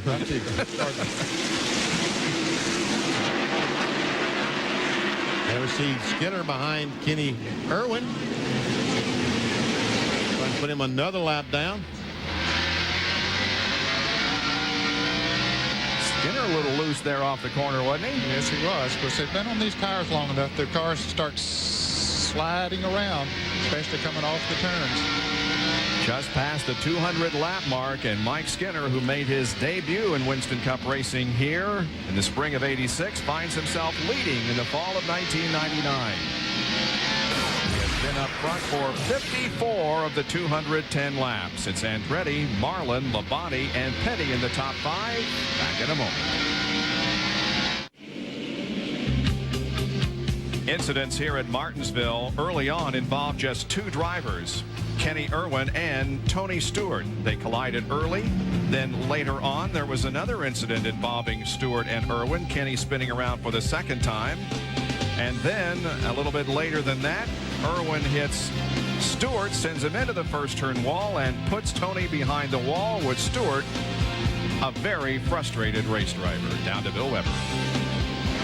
And Bob, there was a tremendous amount of frustration throughout both Joe Gibbs racing teams. In fact, the 18 team discussed the incident on the radio, and they were very upset about it. They had a clear view of it and said that their car was intentionally taken out.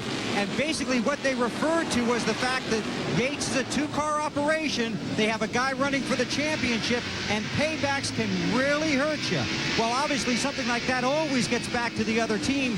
Robert Yates sent a message to the 20 team reminding them that that is not his driver for the future, and he may not be responsible for the wheel holder in that car. Tempers really flaring down here at this short track, and we still have a long way to go.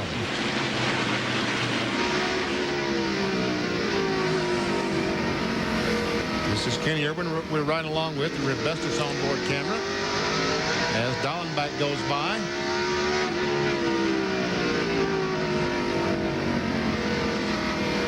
When we come to Martinsville, things can always get heated as far as action on the racetrack and tempers. We saw those breaks we saw a few minutes ago. That's for sure. This will end the short track season for 1999. In a couple of weeks, as a matter of fact, we will be at the fastest speedway that NASCAR races on, Talladega, for coverage there.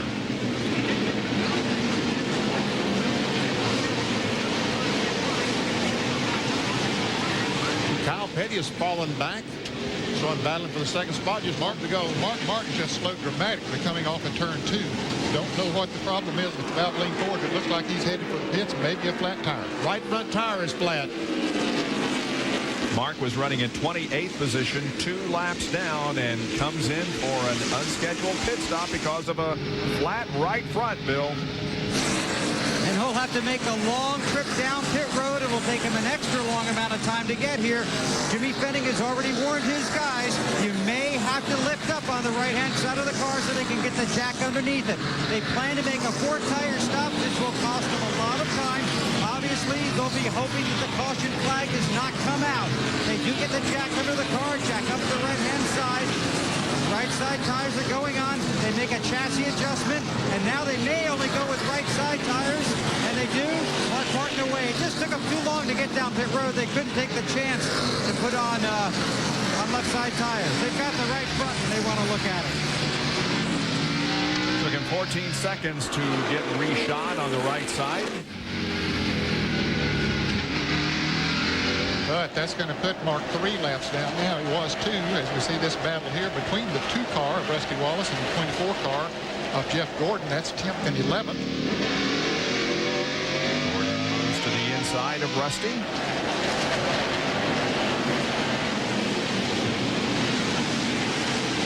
And they go through the corner, banging on each other's doors.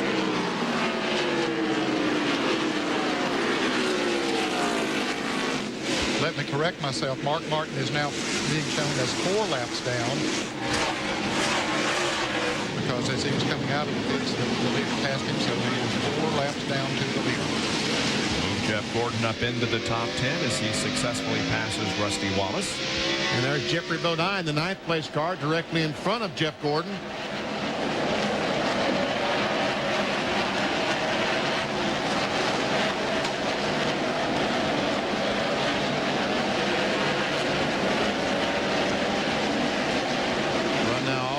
drivers we see the 28 car, Kenny Irwin, back in the pits. Oh, we got something wrong there with the right front. They can't get... Broke off over here. Hold up, Raymond. Something broken. You wonder if it's one of the studs. Okay, what we're going to do is get it put together, get it behind the wall, and we're going to get a hub on there. Like the hub is broken. That thing had gotten awfully hot. Around real easy and put it down here. Somebody's going to have to help them back it up. Get to the wheel there, back them up. So they're going to put the 28 car behind the wall. Come on, go ahead. Slow down. Bill Weber is down in Mark Martin's pit. Okay, guys, take a real quick look at this. This is the right front off of Mark Martin's car. You can see basically how the sidewall's just blown away here.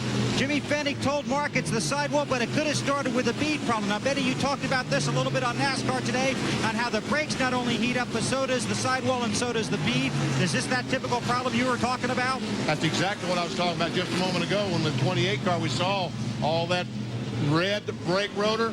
That rubber just can't stand that kind of temperature. And Mark was running awfully hard out there. He was gaining on the leader. He had a chance, he thought, to catch him and get one of his laps back. And so he had no choice when he was that far down but to run as hard as he could possibly go and probably put just a little bit too much strain, a little bit too much heat on it. Now he finds himself right behind the leader once again and is trying to get one of his 6 laps back. One of the 4 laps, Bob. I'm sorry. Yep. Back in 35th position.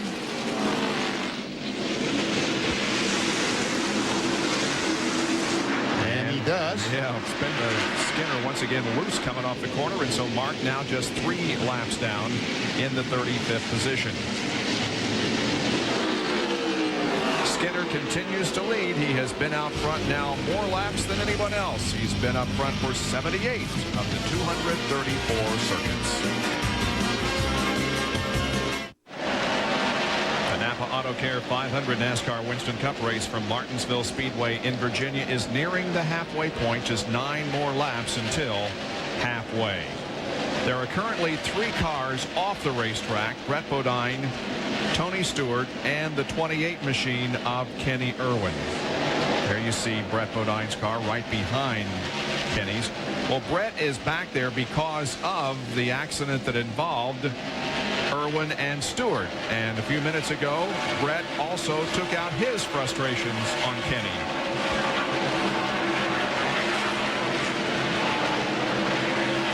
It's a typical Martinsville race, isn't it? Yes, it is. Irwin sits back there waiting to get the hub fixed on his car. You notice, though, that Brett ran over with helmet on. He probably put it on to go over there. Yeah, he's probably smart guy. Moments ago on the racetrack, this little incident between Jimmy Spencer and Dale Earnhardt. Wow, a little contact. Spencer goes around and just about spun out down the front straightaway, but he got things back under control. Earnhardt is 1 lap down. Spencer 2 laps down. Spencer running back in 27th, and Earnhardt is in the 18th position. Down to John Kernan.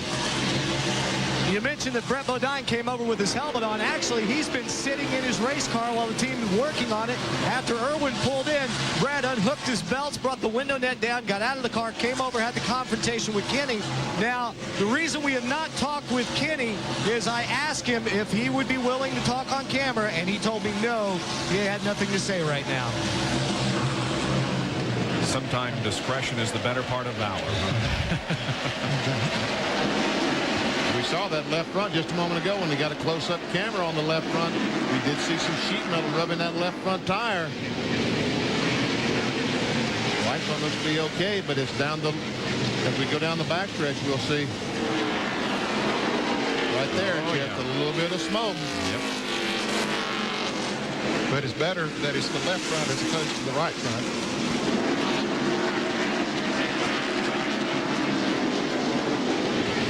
Just 2 more laps and $10,000 will be presented to the leader at the halfway point. Will it be Mike Skinner? Right now he enjoys a 2.5-second lead over John Andretti. Here's the battle for the 3rd spot. Sterling Marlin just up ahead of Bobby Labonte.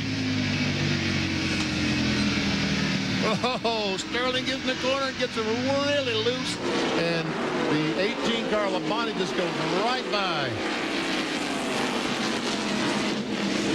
There are some cars really slipping and sliding around. Jimmy Spencer is in the pits, and John Kernan sees him as he leaves. Quick work for Spencer's crew. They took on 4 tires, made the chassis adjustment to the left rear. We saw the contact out there on the racetrack. The left front fender is bent in a little bit, but it's not bent in enough to touch the tire. So they didn't have to pull it out very far. Spencer got the service, went back onto the racetrack. Ted Musgrave and Jeremy Mayfield have also made green flag pit stops, and Tony Stewart is about to come back out onto the racetrack. They've been working on his number 20 car, and he's coming out from behind the wall now. He's a lot of laps down. We have reached the halfway point. Mike Skinner was leading when the cross flags were displayed, so he gets the $10,000 from Gatorade. Yep. Here's the 6th and 7th place battle between Fred Strickland and Jeff Gordon. And there is Tony Stewart, who had to go by both the 11 and 28 to get back out on the racetrack. But Tony Stewart is headed back onto the speedway. And Rich Bickle is in the pits. He was running in the 17th position. Well, you see the rundown. Skinner has a 2.3 second lead on Andretti. And he had about a 3.5 second lead not too long ago. So John Andretti is getting a little bit closer. Jeff Gordon just took over the 6th position from Hut Strickland. There he is. Nevertheless, a great run for Hut Strickland, the Federated Auto Parts Ford today.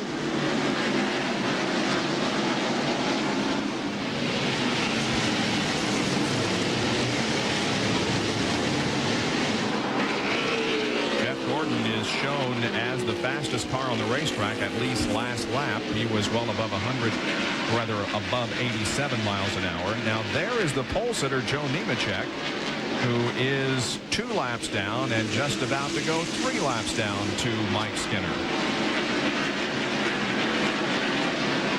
So Joe Nemechek's hopes of winning his 2nd NASCAR Winston Cup race have kind of been dashed, although he started from the pole and had high hopes when the green flag dropped. There are 12 cars currently on the lead lap as we are 255 laps in. It's Skinner, Andretti, Bobby Labonte, Sterling Marlin, and Kyle Petty. We're just past halfway, and that means a lot of people are up getting the concessions that they need for the final half of this NASCAR Winston Cup race here at Martinsville. Well, a National Hockey League doubleheader coming up on Tuesday on ESPN2 beginning at 7:30 Eastern. The Dallas Stars face off against the Detroit Red Wings, and then at 10:30 it's the Anaheim Mighty Ducks against the Phoenix Coyotes. The Stars, of course, the defending champions, raised their banner and beat the Pittsburgh Penguins on Friday night. Mario Lemieux, of course, the owner of the Penguins now. But the hockey season is in full stride. Thank goodness it's back. And you'll be able to see a doubleheader on Tuesday night. For more, log on to ESPN.com, part of the Go Network, go.com. Mike Skinner continues to lead this race with a 1 1/3 second advantage on John Andretti. I believe that lead is shrinking a little bit. You see that blue-red number 43 coming in there? John Andretti. Indeed, the interval has come down from 2 seconds now to 1.4. As we saw Jeff Burton peel off into the pit area, Ricky Craven is in.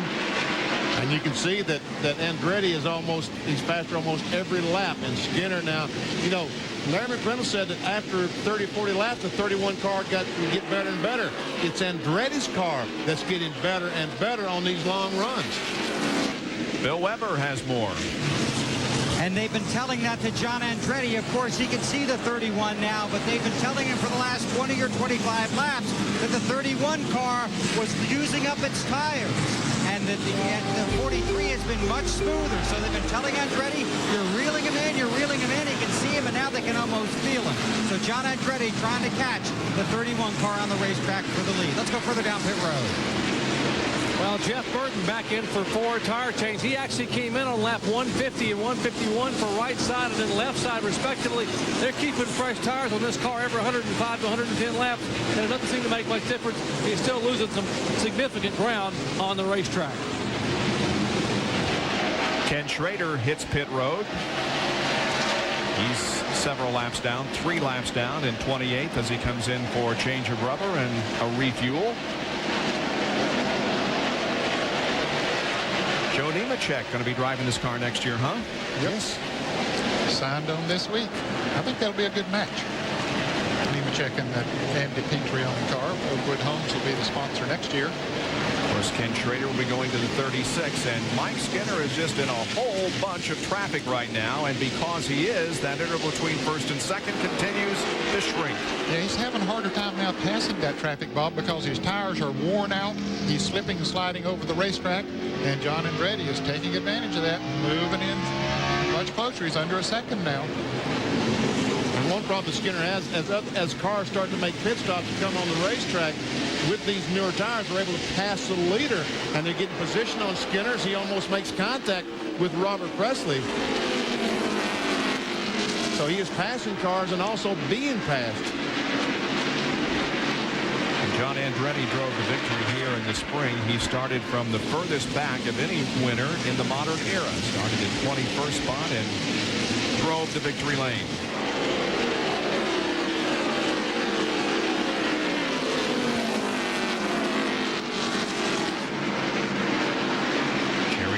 Running 3 laps down in the 22nd spot.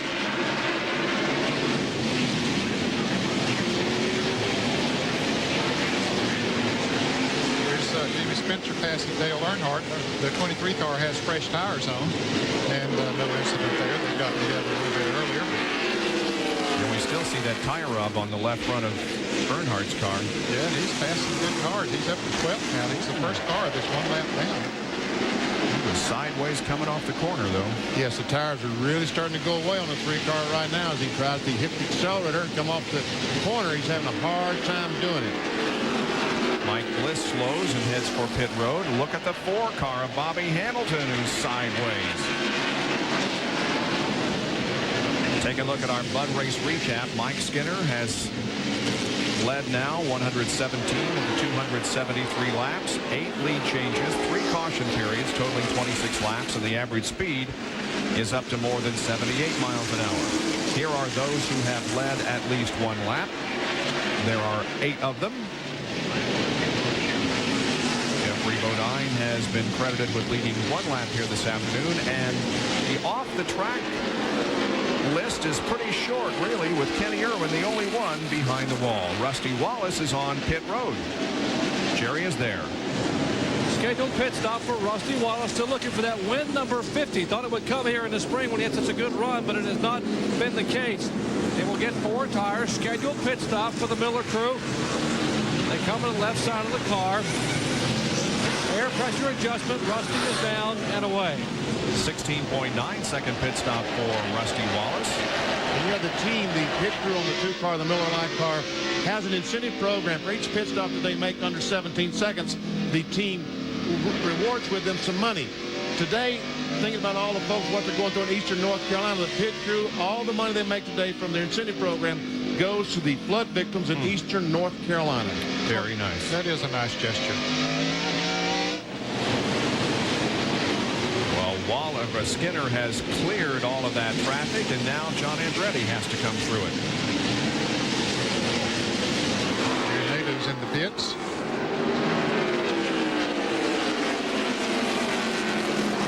By the way, that 22 car up there that you see up on the right, that is, of course, Ward Burton. He just lost a lap in the 10th position, so 9 cars now on the lead lap.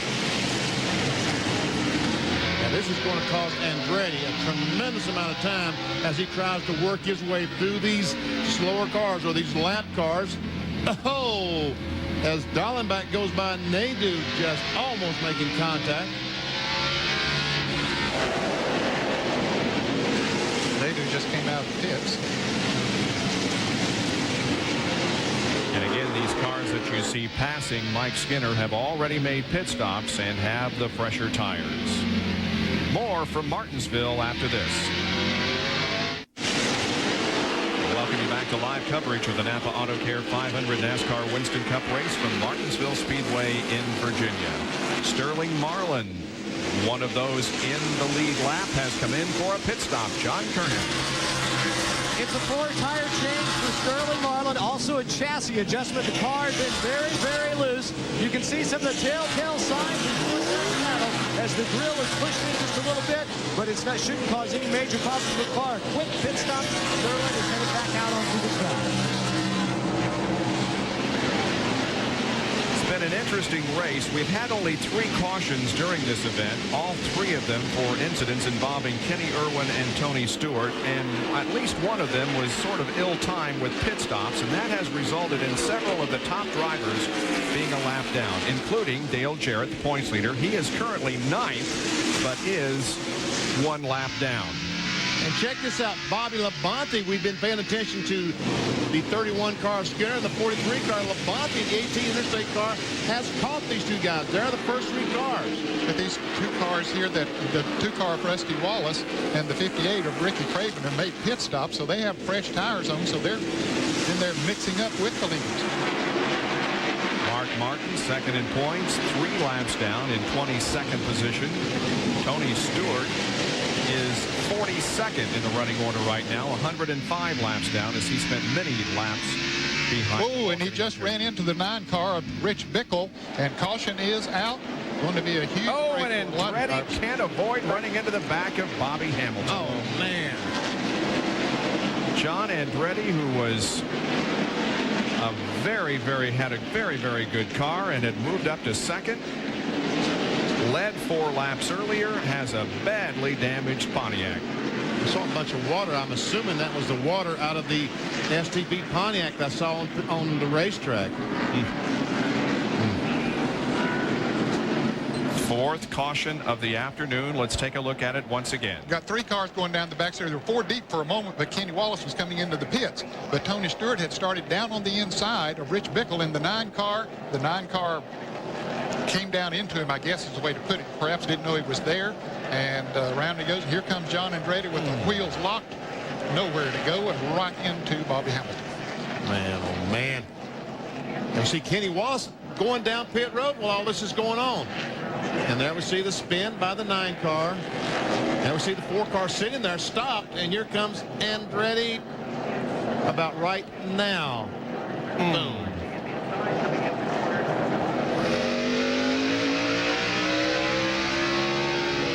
Going to get a face full of Andretti here in a moment. I'm telling you.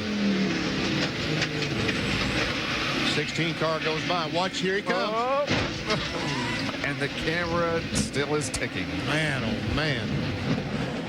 So Bobby Hamilton enters pit road with damage. The back end of his car actually exits pit road. Now, Kenny Wallace had headed into the pits right then. Of course, his pit crew saw what happened there. They said, go on through, come around. So he stayed on the lead lap. Now there are 6 cars on the lead lap. That would be Wallace, Jeffrey Bodine, Kyle Petty, Jeff Gordon, Bobby Labonte, and Mike Skinner, and here they come.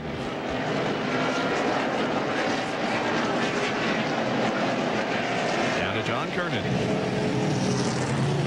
Bobby Labonte pulls into his pit stall. It'll be a 4-tire change, no chassis adjustment. They did make an air pressure adjustment. Jimmy Maycar reminded Bobby just before this pit stop, he said, hey, we're a lot better than everybody else out there on the racetrack after 40 laps. So just take care of your tires in the early parts of the run. Blood nuts are tight. Now the Dr. Jerry punch. It has been 168 laps since Mike Skinner was pitted. It's perfect timing for him. They make a slight air pressure adjustment. Mike said the car just a bit loose coming off. Otherwise, it is perfect. Left side tires going on. Classic pit stop. Bill Weber. 4 tires, half a round in the right rear, 2 cans of fuel for Jeff Gordon. He was a little tight in the center. We saw that great pit stop by Mike Skinner, and Bobby Labonte wins the race off of pit road. He beats Mike Skinner and Jeff Gordon off of pit road.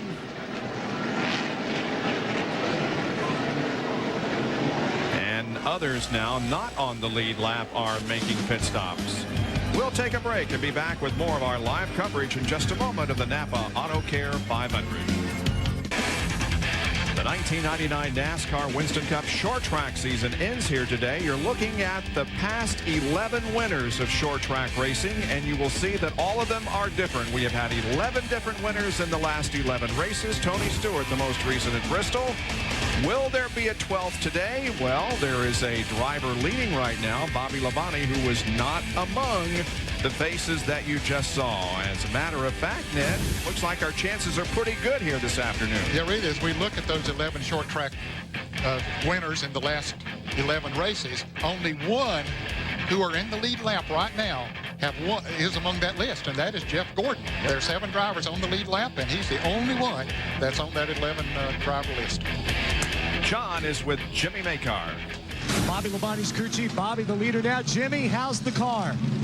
Well, right now it's pretty good. We're a little bit tight early in the run. We still are a little bit tight early in the run, but it seems after 30 laps or so, the car really starts to come around. So we're not quite as good as them guys early in the run, but I think as long as we keep getting long runs like this, I feel like we're probably as good as anybody on long run. Bobby Labonte up in front right now, hoping to stay there. Now to Dr. Jerry Punch. All right, up with Larry McReynolds. Larry, it looks like you guys may have the car to beat. Awfully good. Well, you know, Bobby Labonte looks awfully strong, and it's Martinsville. You know, John Andretti looked like he had a strong race car, and unfortunately got wrapped up in an accident, and we still got 200 laps to go, so we're just going to keep trying to run our race. Our car needs these long green runs that it's getting right now. It's a little iffy for 20 or so laps. We need these long green runs. Toughest part is keeping your guy calm. Pretty much, if I could keep him from driving in the corner so deep. I keep telling him next week at Charlotte's when you need to go in the corner deep, not today at Martinsville, because when he floats it down in there, it's good off the corner, but when he drives it in too deep, it washes up. Can't get a bite off the corner. All right, the old saying, slower is faster here at Martinsville. Let's check in with Bill. With Jeff Gordon's crew chief, Brian Weitzel, obviously your car's performed very well today. Car's been pretty good. We're still a little snug in the middle, but just made an adjustment for that. Got a good brake there, got a bad brake earlier on, but real happy. Jeff's feels pretty good in the car, so 200 laps to go. It's still a long race. How do you feel? A lot better than I thought it would. A little nervous after that first one, but it all came around and we're running pretty good. Good luck.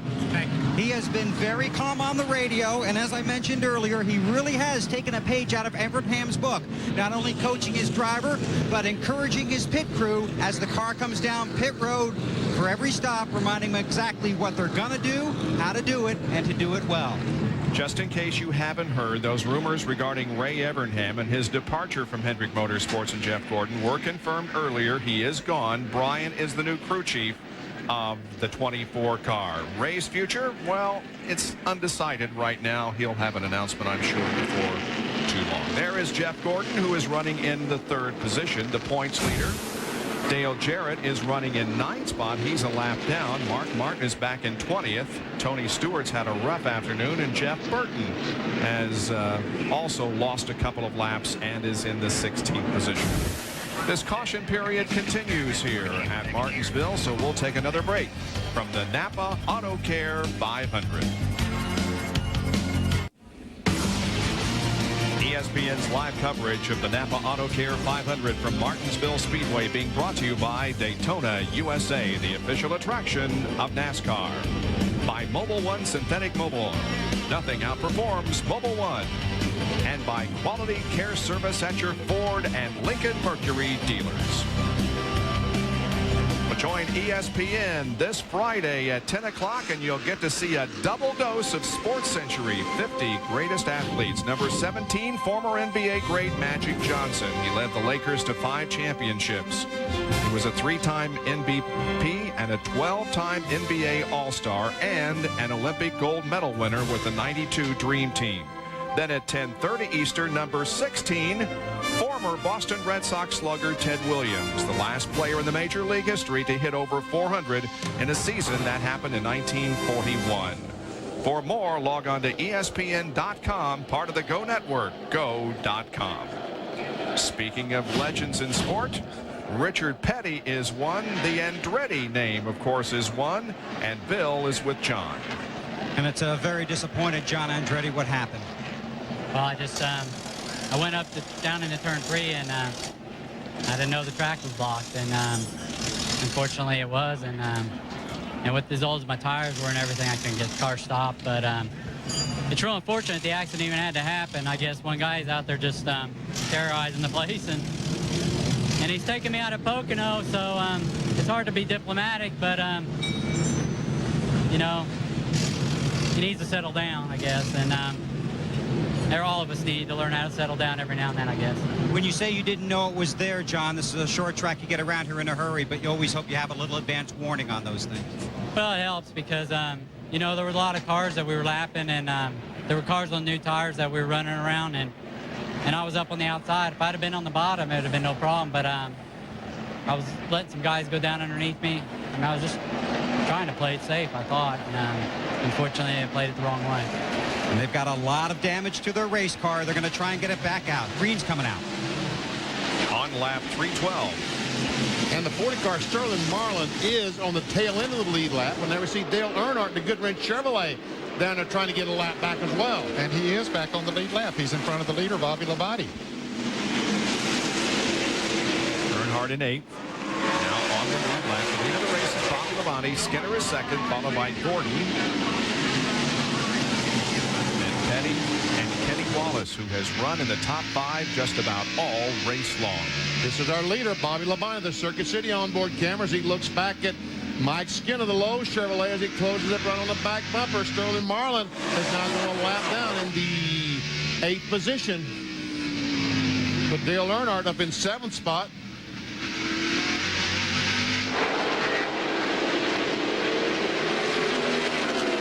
Labonte has had 2 top 5s in his 49 short track races, and both have been this season. He was 3rd at Richmond in May and 2nd at Richmond in September. As far as here at Martinsville, no top 5s in the last 13 races, but he's leading at the moment. In a backup car. He wrecked here on Friday in practice. At the end of the practice before qualifying, came out with a backup car. He did not have a lap on the racetrack, put it in 25th position, and here he is leading this race.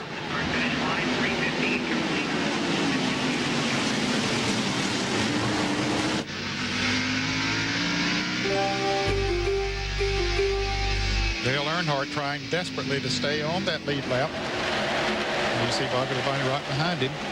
Ted Musgrave out there in car number 26 has gotten one of his laps back.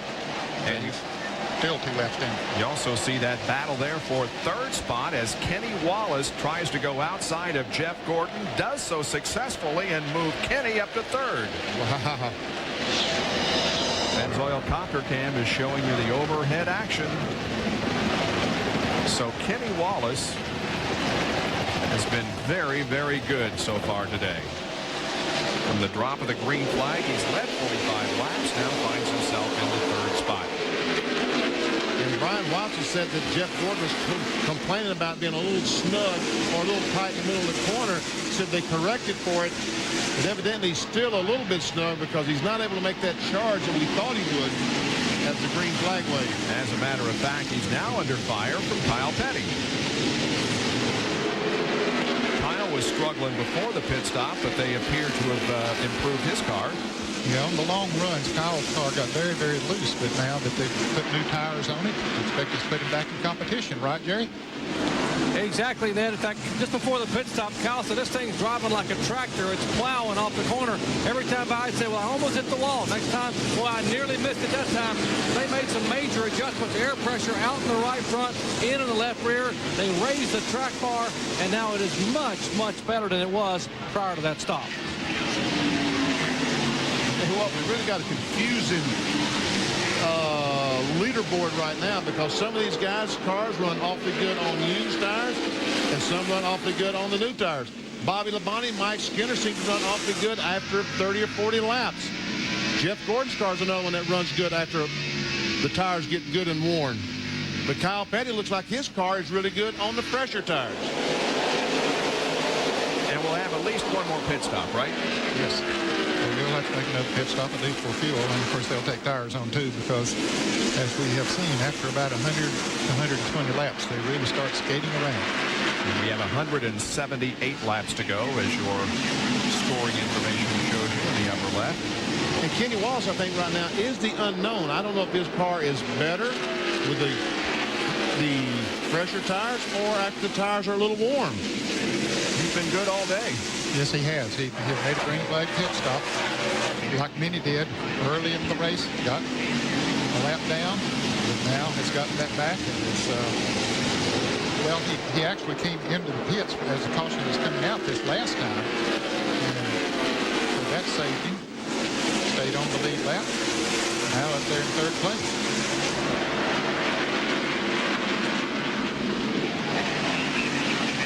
Coming off his worst finish of 1999. He finished last at Dover, Kenny Wallace did, after starting 34th. Had an engine problem there. He's working on Sterling Marlin. He sure is.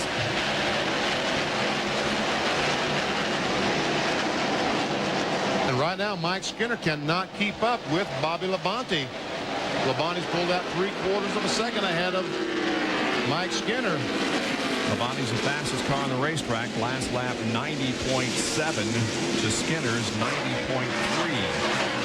Well, if that Pontiac Interstate Batteries Pontiac gets better as time goes on, he will be tough after they get about 30-40 laps on these tires.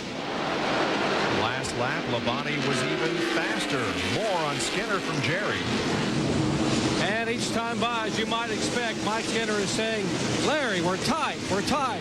And Larry very calmly says, I got you, good buddy. We're going to be fine. We got 170 laps to go before we're going to come in again. Just stay put. And Mike says, okay, I got you. So he is tight right now. They should make their final pit stop with about 30 laps to go before the checkered flag if we stay green. So around 460 to 470. Now that's when the time that the guys will really be trying to think about short pitting and stop with 50 or 60 laps to go. Do they change 2 tires, 4 tires, so the guys run as far as they can, just fuel only? Boy, there's a lot of stuff going on in these guys' minds right now as to what to do. That's right. If this thing goes green the rest of the way, there will be a lot of thinking going on and different strategies.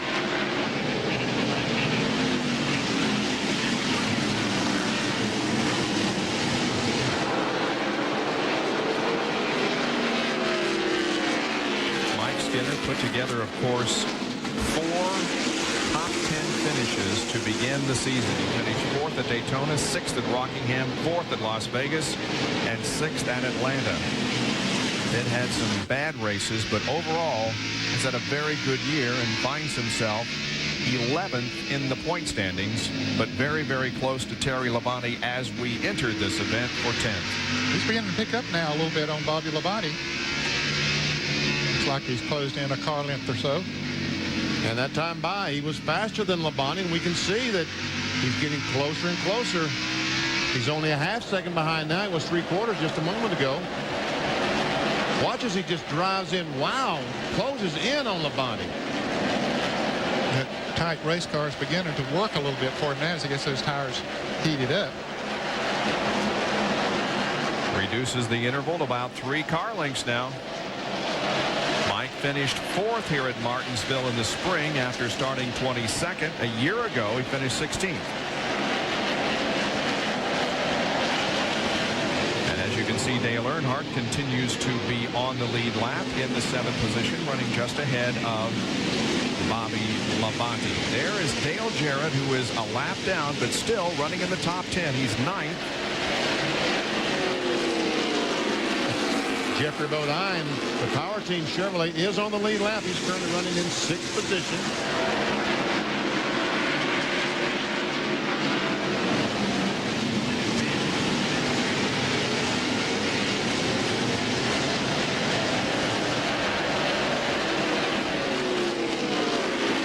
Jeffrey came in and made a late pit stop during this last caution because he was already back there anyway, so it didn't hurt him that much.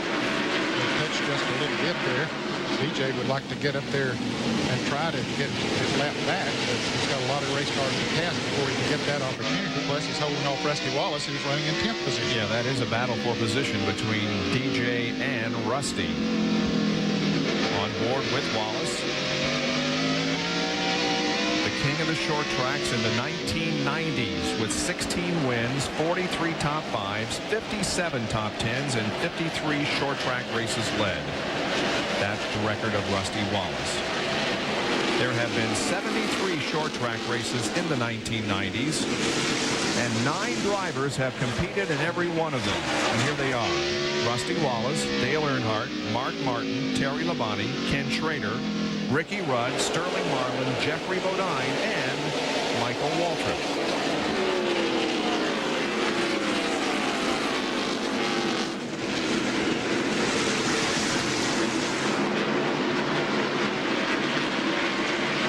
Like there was something, either a little smoke or a little fluid or something coming out of Jeffrey Bodine's car. I noticed there a minute ago. Jerry, you hearing anything in the pits? Ned, we're hearing some corner workers and some spotters telling the cars behind the power team machine you're looking at right here that there's some fluid coming out of the back of the 60 car. They've warned Dale Jarrett and some of the other cars behind them to be careful. Now, they've also put a very close eye on the back of the car. We don't see anything right yet, but it seemed a little bit ago there's maybe an overflow hose in the back of the car there where, if indeed he is overheating, that's where the water would come out just beneath the rear bumper there, probably on the left side. I did see something about 3 laps ago, but right now I don't see anything.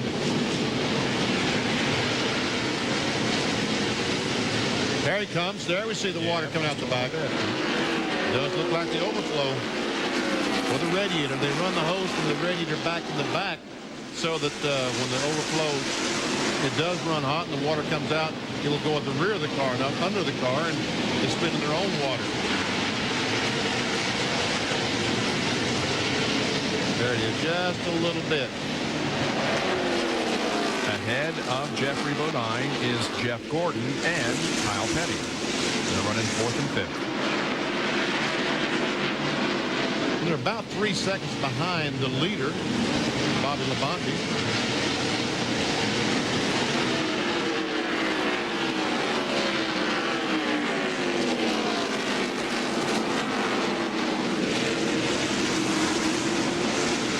Goes up to go around the injured car of Tony Stewart. Almost let Jeff Gordon get right alongside of him, but now they're back nose to tail.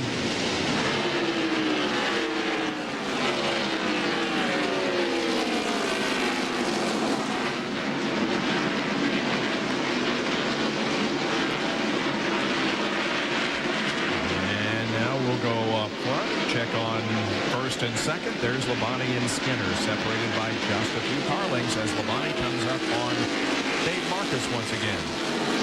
Dave moves to the high side. Probably go down on the inside. We'll check the speeds at the line for you. See who's best. Well, that time the 31 car was faster, but he ran up on, actually the 44 car was second fast, and Jeffrey Bodine. But I think part of that, Bobby Labonte, not making excuses for him, but he did come off of that turn on the inside of Dave Marcus, and that hurt his lap speed.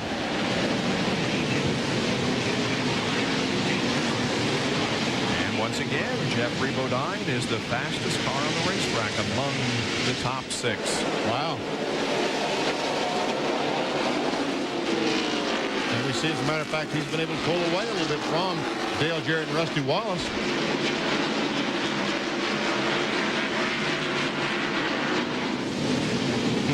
Very consistent. That's why he didn't want to let DJ pass him. He said, I've got a fast race car. Just need a little time to get it set in here, and he's got it working. Consistent with the fastest.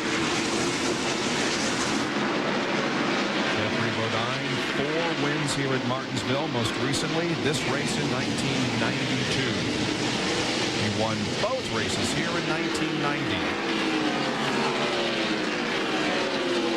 Jeffrey Bodine there, getting closer and closer to the DuPont Chevrolet of Jeff Gordon. Meanwhile, we check the interval between Bobby Labonte, the leader, and Jeffrey Bodine, and we see in 5 laps, he got 0.3 of a second closer to Bobby Labonte. And he gained another 1/10 of a second. Now it's 4/10. Now he's got a little bit of track to contend with. And that will impede his progress. There's no doubt about that. Down the inside of Dave Marcus in the Real 3 Chevrolet. Dave is running back in 38th position. He is 41 laps down. So he's been behind the wall for a while. And you see a guy, we just saw him go out of the frame there. A guy really wants a caution flag right now that has a good race car is Dale Earnhardt. Remember, he passed the leader, and the leader can't catch it. Bobby Labonte has been out front for the last 57 laps here at Martinsville.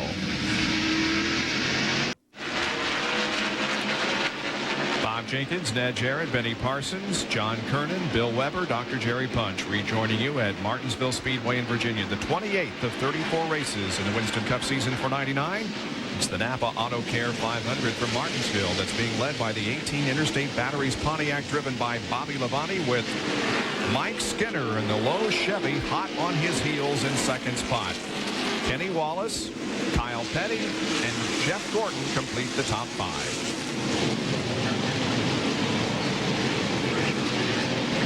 We've got 141 laps to go. Bobby Labonte there. You know, Ned, I wonder, that car that he wrecked on Friday afternoon, the primary car he brought to Martinsville, as Skinner goes right up. If it was better than this car, man, that would have been something else, wouldn't it? It really would have been, because as we mentioned earlier, he did wreck in practice, had to go to the backup car. This was the backup car. You see it's got those orange. Here we'll see the wreck as he comes off of turn 4. See, there's the green car, Bobby Labonte, and he lost it. Coming up, the back end started to get away, and then he hit down on the inside, and you see the damage that was done to the left side, even cracked the wall. Of course, they repaired that since then. Bobby was a little angry at himself. Not necessarily the car, but that's the only thing that's close to him he can take it out on. Well, he's smiling now because he has that backup car out in front of everybody else by about a half second over second place Skinner. Here is the switch of fifth position as Jeffrey Bodine goes to the fifth spot, putting Kyle Petty back to sixth. Down to Jerry Punch. Well, the fact that he's passing cars is good news for the power team, but it's not good news because of the moisture in the water we saw coming out a little bit ago. They are trying to get the water tank ready here in the pits for Jeffrey to come down pit road. They are hearing that we may have a caution flag situation to allow an ambulance out of the infield, and if that is the case in the next few laps or so, they're going to try to wait to bring him in. The car has lost quite a bit of water. We are now being told it is overheating. Some of the cars behind him have backed off. They're concerned that he may blow, and if he were to blow, he'd be right in front of the current points leader, Dale Jarrett, Rusty Wallace, a few of those guys. So we'll keep an eye on the 60 car. They're going to try to stay on the racetrack and get a caution flag before they come in to put any more water in it. And if we should get that caution for the ambulance to move across the track, it would be for the track worker who was injured while going to the scene of one of the crashes. And he was injured and being treated currently in the infield medical center. Say the 60 car might be overheated, might be doing this and doing that, but he's running pretty fast. The last time by, he was the second fastest car, and he's about to close in on the back bumper of Jeff Gordon.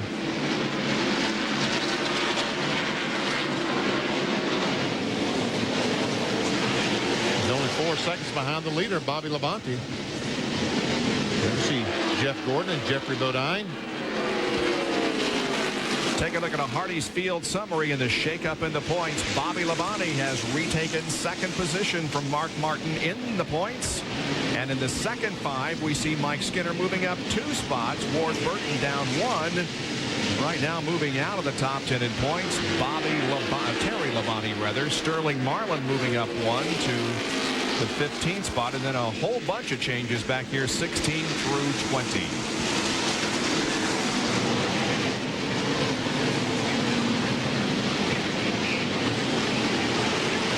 Bodine moving inside of Jerry Nadeau in 36. This is in the front bumper of Mike Bliss, Jimmy Dean Pontiac, and let's take a taste of the race and see what kind of RPM, what kind of speed that Bliss is able to turn. You can see Bliss on the outside groove as he's letting the faster cars go by on the inside. Accelerates down to about 115 miles per hour, but he'll slow dramatically all the brakes he's got down to 59 miles per hour before he starts building the speed back up. Jeffrey Bodine goes by on the inside.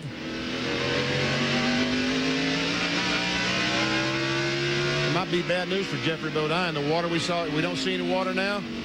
Might mean there's not any water in there. If that's the case, he won't last long if there's not any water in there. But I can't believe that he would have lost all of it. But no, don't see it losing anymore, do we? No. Another car alongside. As the camera pans back and watch Kyle Petty's Hot Wheels car go. I don't know if they sell cars with that tire mark down the right side. Hot Wheels might have some. I think they do, Benny. And they'll have a good model to go from here after today. You've got a lot for sale here this afternoon. Caution's out. Caution's out for something. I don't know what, but it's out. For the ambulance to leave the infield and take that injured track worker to the local hospital. Now there'll only be, there's right now only 127 laps to go, so they're within a pit window. They can make it on one more pit stop. Dale Earnhardt likes this because he gets to go all the way around the racetrack, one of 7 cars on the lead lap. And that really is big. There's only 7 cars on the lead lap, so when they restart, he can start right behind the 6th place car. That's big. Real big. I mean, if you had 25 cars on the lead lap, it wouldn't be such a big deal, but only 7 cars. Now, they might leave pit road closed for just a while. We'll have to see.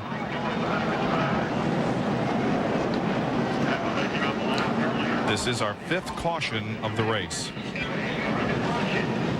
There is the ambulance leaving the infield care center.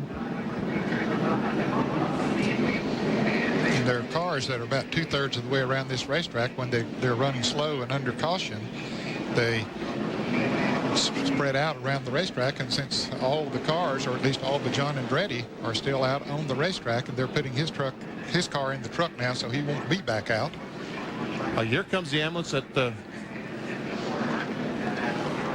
So the pit road is still closed because they need to get this ambulance in around pit road, around the racetrack, to get over to the medical center and possibly this one out.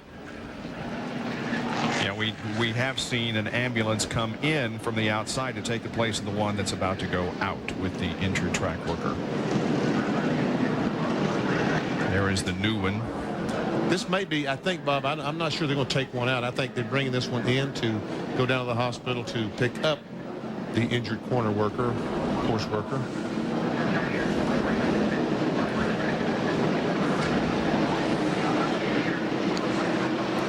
In any case, that's why we are under this caution. It has nothing to do with what has happened on the racetrack in the last few laps, but because of the injury to the track worker earlier. And we see pit road once again is still closed. There's no point in bringing these cars down pit road and getting all mixed up with that. So we're doing the wise thing, just circulating these cars around the racetrack at slow speed. Coming up on 124 laps to go in the NAPA AutoCare 500. Top 5 are Bobby Labonte, Mike Skinner, Kenny Wallace, Jeff Gordon, and Jeffrey Bodine.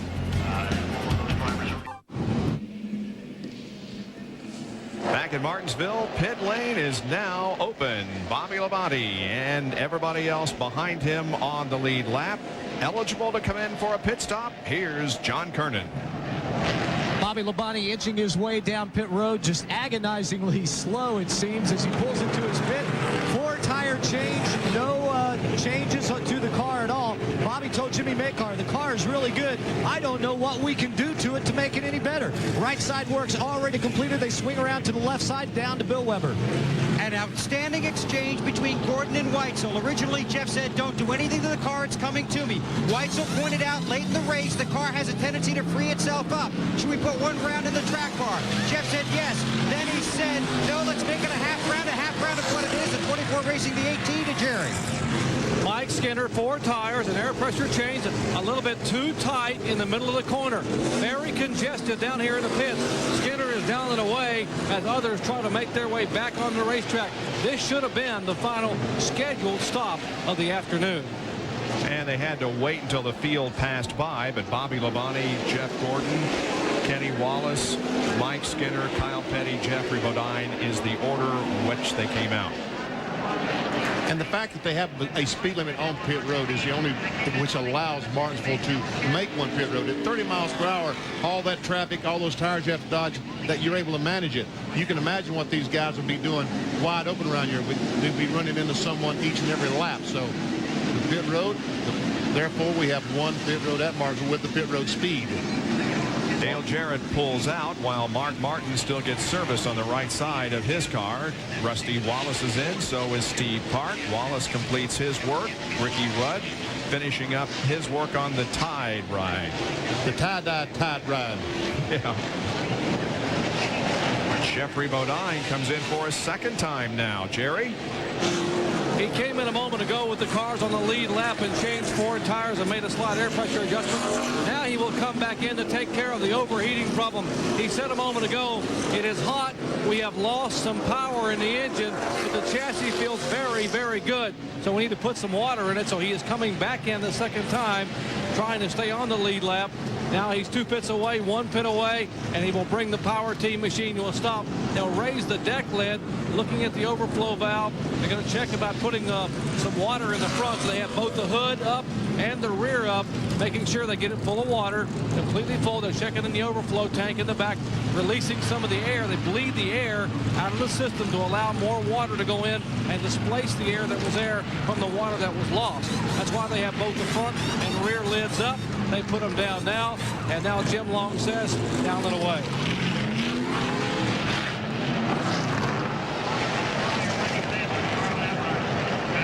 Jeffrey moves back out onto the racetrack. He'll go back to 7th position, the last car on the lead lap. 120 to go, 380 complete at Martinsville Speedway in the NAPA AutoCare 500. We'll be right back. We'll be back to racing here in about another lap at Martinsville. Show you the Coke pit summary and how they now run on the racetrack compared with how they were before the pit stop. Bobby Lonnie stays the same. Mike Skinner loses 2 spots. Wallace the same. Gordon up 2. And Jeffrey Bodine down 2 positions, dropping from 5th to 7th. Kyle Petty gained 1 spot. And so did Dale Earnhardt. Marlin stayed the same. Rusty lost 1, and Jarrett moved up a position to 9th.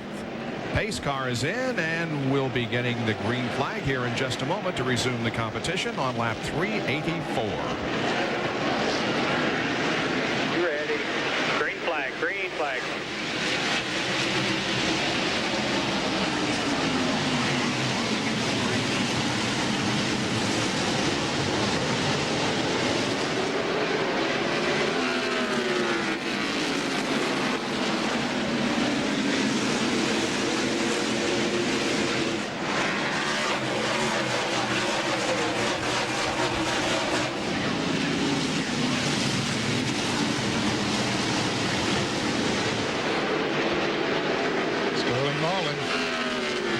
Position, 1 lap down, trying to get up there and catch Bobby Labonte and see if he can get back on the lead lap. Now Kyle Petty's hung on the outside, and this Hot Wheels Pontiac just is not going on the outside of the racetrack. Now he just finally forces his way down to the curb where it seems like his car runs the best. Hut Strickland there is a lap down in 12th position.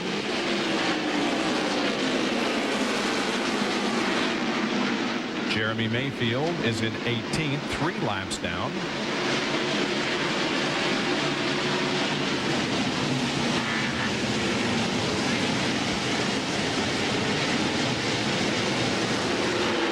Let's take a look at what happened to Kyle Petty a couple of laps ago that got him up in that outer lane and caused him to lose some track position.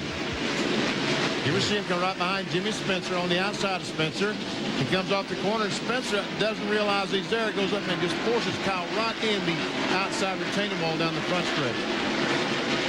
And Earnhardt just barely gets on the inside of Kyle Petty and takes over. Right now, Earnhardt is up to 4th spot. And evidently, Kyle Petty has been some suspension in the Hot Wheels Pontiac because it certainly isn't running nearly as well as it has been.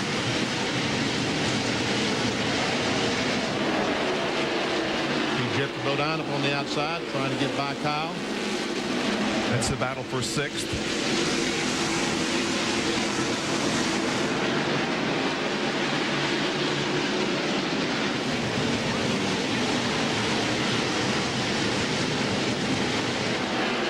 Jerry, did they do everything they needed to do on that 60 car? Bob spoke with Jim Long, who was pleading his case with NASCAR. He was watching very closely as they were putting water in the car, so they got it full of water, and the temperature seemed to come down. So hopefully that is the case, and they are watching very closely. And Jim Long has talked to the NASCAR officials who are also watching that car very closely. But right now, so far, so good for the power team efforts, and considering how well they've run, it would be a shame to see them have to park it for an overheating problem here in the final 100 laps.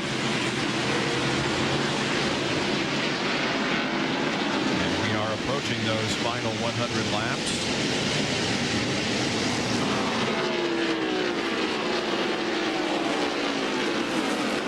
Different dives on the inside of Kenny Schrader. Schrader several laps down, 4 laps down.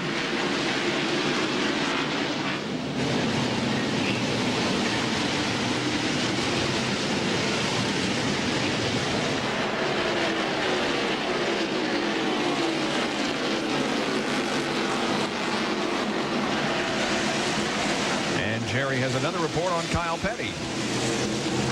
After bouncing off the wall about 10 laps ago, he had not said anything until just a moment ago when he yelled in the radio, "We need a caution bad. We need a caution bad," indicating to his team. But obviously that right front has been damaged, and he's got a handful of steering wheel. So as you can tell by the fact that the car is not running nearly as well as the Hot Wheels Pontiac had run earlier today. So the 44 team begging for a yellow flag, hoping to get one ASAP.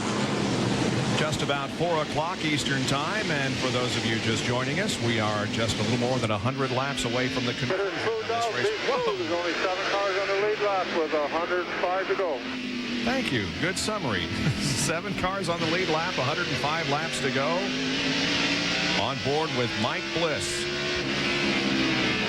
a graduate of the NASCAR Craftsman Truck Series, and before that, a graduate of the ESPN Thunder Series when he ran the USAC Midgets and Sprints back in the Indiana area.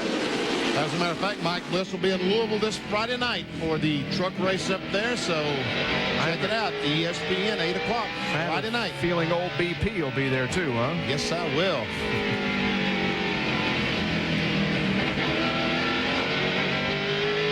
Bill Elliott, 58 top 10s during his short track career, including 2 victories.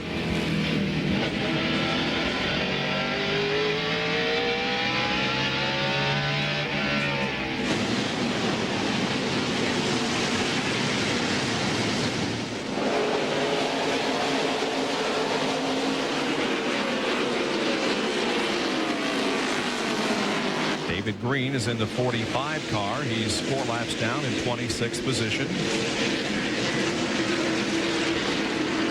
Here comes the leader of the race, Bobby Labonte. Right now, he is the fastest car on the racetrack, or was last lap at a little more than 91 miles an hour. He's the fastest of the lead lap cars. I think Jeff Burton might be the fastest car on the lead lap. I mean, on the racetrack, because he's catching Bobby Labonte. And what's going on with laps down? What's going on with Mike Skinner? Remember how well he ran? Well, right now, these guys are just pulling away from him. As a matter of fact, Skinner is 7 seconds behind the leader, Bobby Labonte.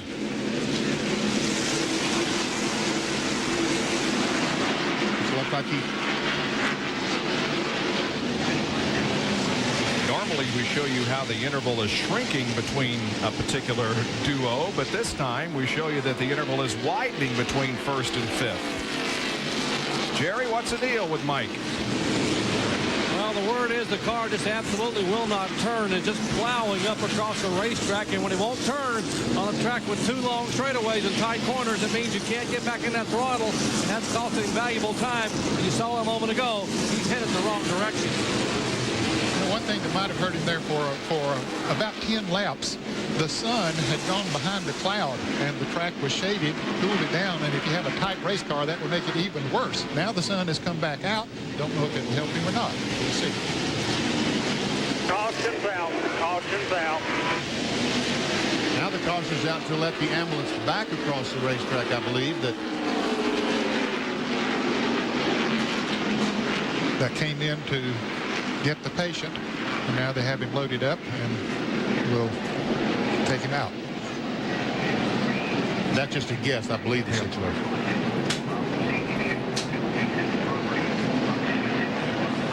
There is the ambulance that came in just a few laps ago, now has the patient and is about to exit Martinsville Speedway. We have not received a condition report on the individual or his name, but if we should get that information before we go off the air, we'll certainly pass it along to you.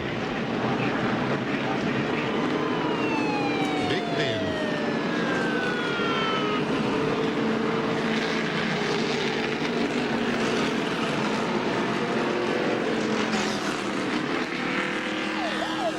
He'll exit the racetrack down in turn 4. Martinsville Speedway has no tunnel, so that's why the need for the caution flag to open the gate, crossover gate, where vehicle traffic goes across the speedway. Of course, pit road is closed now as the ambulance makes its way out. Less than 100 laps from the finish of this one, 96 to go. Going to see pit stops, guys? I don't know. We know Kyle needs one. This is a well-placed pit stop for Kyle Petty, but the rest of these guys, I don't know. What do you think, Dan? I don't know either. They certainly have enough fuel to go the rest of the way, but we've seen that they get slower and slower as they run longer and longer. I believe we'll see them come in. 31 car obviously will be coming in, make some adjustments because he was going the wrong direction. So this could be very timely caution flag for several cars. Pits are open now, so we'll see. All that speculation will go right out the window one way or the other here. Bobby Devine said, what are we going to do? What are we going to do? It's time if I'm going to do it. No. He tried to fake everybody out. Didn't do a very good job. Earnhardt's coming in. He didn't even think about it. He didn't waver. And the 31 and the 60. And Kyle Petty will be coming in as well. So the first 3 stay out. The next 4 come in. Work being done on Dale Earnhardt's car, changing left side tires now. And a good pit stop for Earnhardt at 15.6 seconds. Wow, we saw him working on that left front fender once again, trying to get that sheet metal away from the tire. Jerry Punch. Larry McReynolds let Mike Skinner make the call. Said, there's only 7 cars in the lead lap. You want to go ahead and risk coming in and try to make the car better? And Mike said, it's just plowing so bad. It's so tight. What do we have to lose? Let's come in and make an adjustment. They make a track bar adjustment on the right rear. Up 2 rounds, 3/4 of a round. As he is in for 4 tires, Kyle Petty likewise in as Mike Skinner is down and away. Kyle let that damage on the right front, and his car obviously wouldn't turn because of the bend on the right front area. We're the last car here anyway. Get that fender out. Indicating they're trying to pull that right front fender away on the 44 car, the Hot Wheels car of Kyle Petty. They wanted to be able to make some adjustments on the front end, the left front fender, I should say, but they don't have time under a green cloud under the stop, so decided to go ahead and let him go. As Dale Jarrett, our point leader, also on pit road. Lap down in 8th position. Sterling Marlin came in front of Jarrett. He's only taking on right side tires, Jarrett is. Sterling Marlin couldn't get in his pits, but he only took on right side tires, so he's going to come out behind Jarrett, so they're only going to lose one position. The 4 car of Bobby Hamilton. Here we see Jarrett coming in the 40 cars. He has to stop right there as the 4 car was coming out, and right there is Sterling's pits, so he had to wait so he could turn left and go into the pits. That cost him some time, but he only changed right side tires, so he got back out, didn't lose too much. You see Bobby Hamilton, the Kodak film Napa Chevrolet, Napa onboard camera coming back in. Remember, he's had that damage to the left rear when John Andretti ran into him in turn 3 several laps ago. And John Andretti is currently the only driver out of the race. 42 cars remain in competition. This is a sport where the work of weeks and months is measured in hundredths of a second. This is a sport where glory and fortune can all come down to a gallon of gas. This is a sport where fans buy seats they never sit in, and they couldn't be happier about it. This is a sport that truly revolves around its fans. In fact, the drivers even go door to door to get the fans to come to the track. This is NASCAR. Back at Martinsville, where the NAPA AutoCare 500 is about to get the green flag next time around. Bobby Labonte at the front of the field, Jeff Gordon second, then Kenny Wallace, Dale Earnhardt, Mike Skinner, Jeffrey Bodine, and Kyle Petty. Those 7 cars are on the lead lap. Okay, now we're going to check out the strategy. The first 3 cars stayed out, did not pit. The next 4 cars all stopped for 4 tires. What's going to be the best strategy? Get Bobby Labonte, Jeff Gordon, Kenny Wallace make the right decision staying out.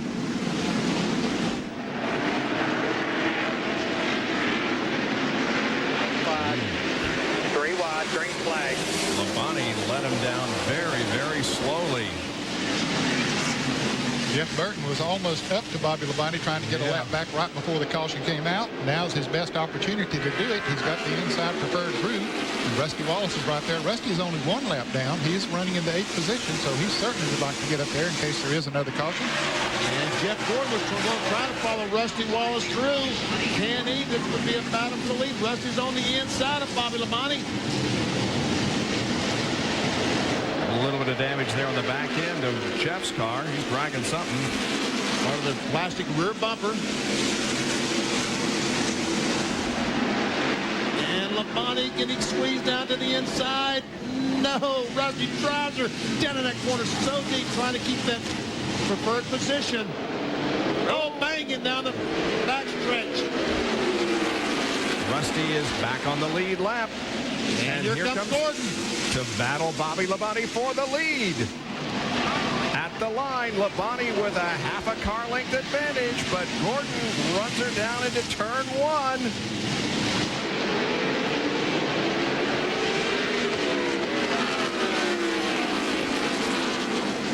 1. Meanwhile, Kenny Wallace is right there also in the 55 car.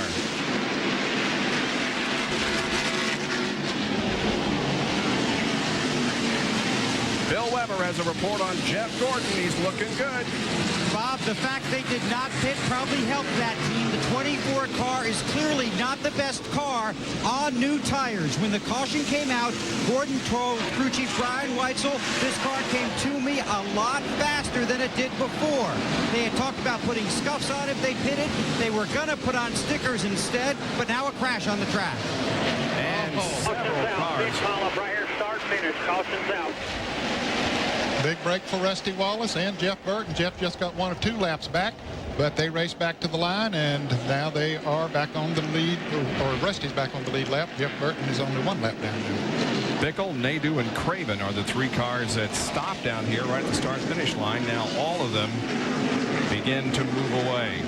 With a lot of sheet metal damage done to many of them.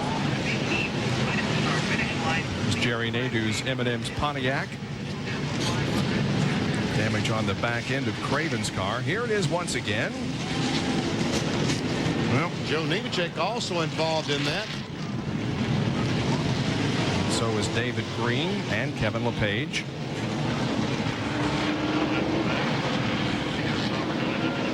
Mike Bliss, we're on board with him. He's going to have a scary ride. Well, Kenny Irwin through there right on the outside. No problem out there because the wreck was happening down on the low side of the racetrack as they all spun in that direction. So another caution here. We ran so long without a caution. Now we've had 3 pretty close together. And just before the caution came out, it was Jeff Gordon who went into the lead. Kenny Wallace also was able to get around Bobby Labonte, and now he runs in 2nd spot. Here comes Gordon and Labonte, both pitting. Wow. Kenny Wallace stays out there. Kyle Petty also coming in, down to John Kernan.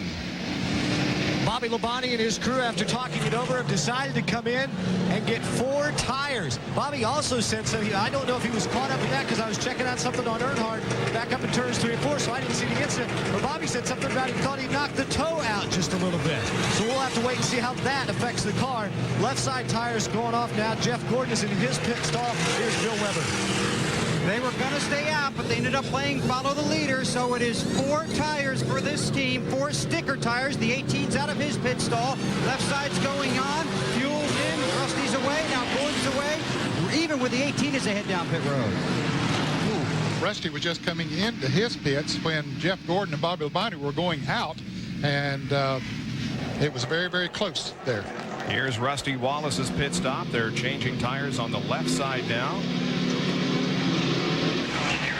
Pulling the sheet metal away, and Rusty Wallace now on the lead lap goes back out there. And when they talked about the possibility of the toe end being knocked out of alignment on Bobby Labonte's car, it could have been when he and Rusty Wallace got together on the backstretch over there. The wheels looked like hit together, and boy, it doesn't take much like that sometimes to do a little damage.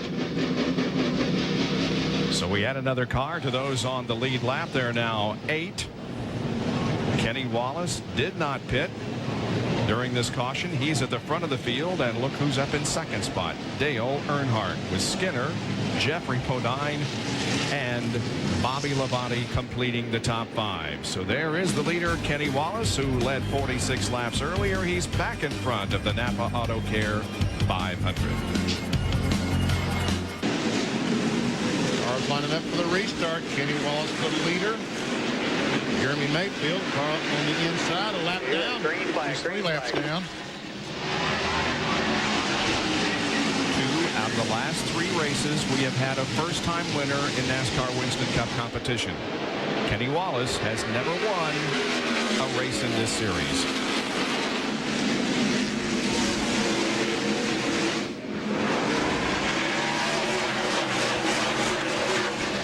Jeremy Mayfield running there now beside Earnhardt is 3 laps down in 16th spot. So what's going through Kenny Wallace's mind right now, knowing that he could win a race, but look who he's got in his rearview mirror. Exactly. Earnhardt with much fresher tires than he has on. Down to John Kernan. Now, I don't know if you guys remember this. I don't even remember the exact year, but it was in the late 80s that Kenny Wallace made his NASCAR Busch Series debut in the fall Busch Series race right here at the Martinsville Speedway. And guess which car he was in when he made that debut? The number 3 of Dale Earnhardt. John, your memory's too good because I don't remember that. But Earnhardt with those fresher tires right now seems to be faster than Kenny Wallace. Bill Weber? Well, I talked to Wallace crew chief Jimmy Ellich, and he said they basically decided to stay out because their car's handling good and they really wanted that track position. They believe that the guys that have given up the front spot have had so much trouble getting it back that they wanted to take that chance. So they decided to stay out on older tires for track position to see how it works out. Last time we had 3 first-time winners in the season was 94. They were Marlin, Gordon, and Spencer.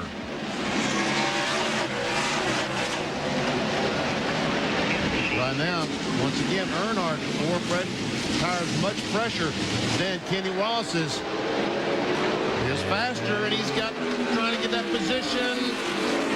And here he comes. Inside of Kenny Wallace, out of corner 4 at the line. They bump coming down the straightaway. Wallace hangs onto the lead for that lap. That was 4:30. Let's see what happens on this circuit.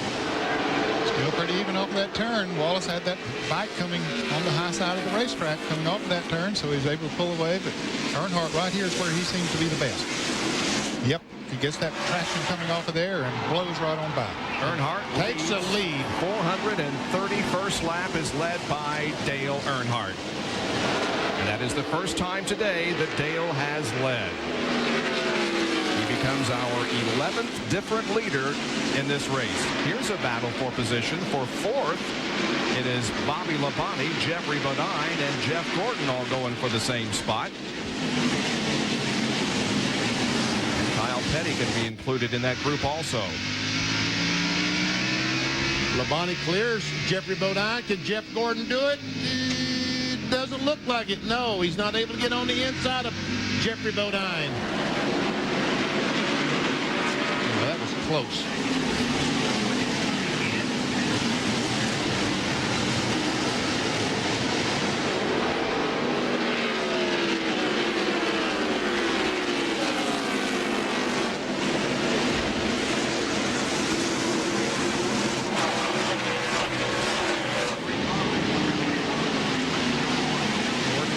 Again, no room down there.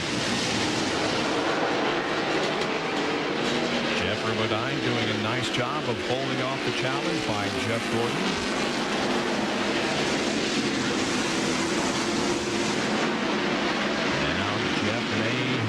the fender in position, headed into turn 1. Does have the position.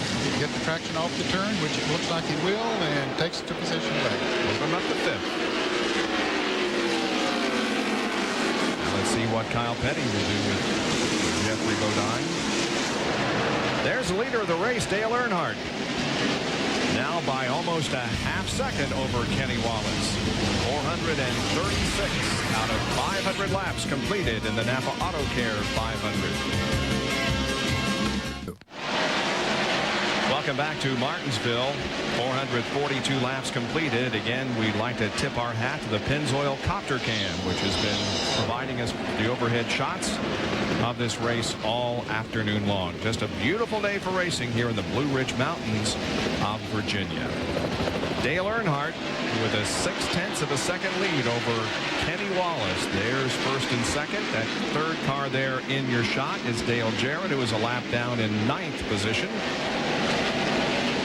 John Kernan has more on Dale Earnhardt, looking for his 3rd win of 1999. He hasn't done that since 95, John.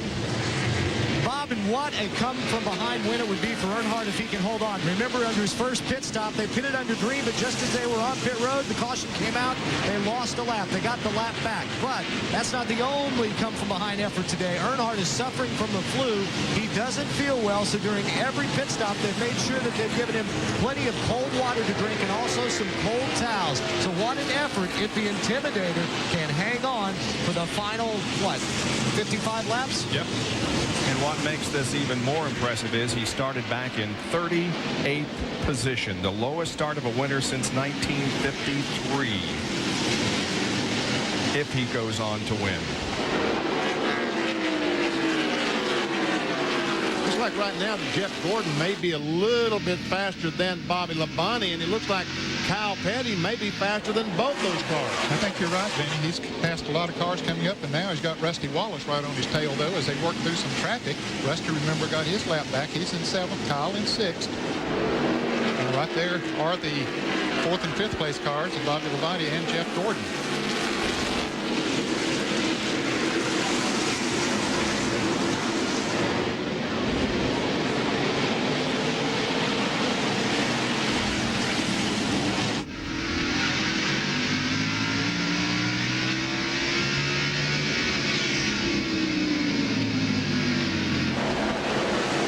Gradually pulling away from Kenny Wallace. Now lengthen the advantage to over a second. 1.15. Earnhardt's worst finish on a short track this year, 19th at Martinsville. He's had 4 top 10 finishes, including, of course, the win at Bristol. 12 times he has started 26th or worse this year and has won one of them. Today, again, he started in 38th position. Here comes another Hardee's Field summary with the point standings as of now. Mike Skinner making a big jump in the points, up 2. Terry Labonte dropping 1. Labonte 89 laps down, back in 40th position. Huge change in the points from 16 through 20.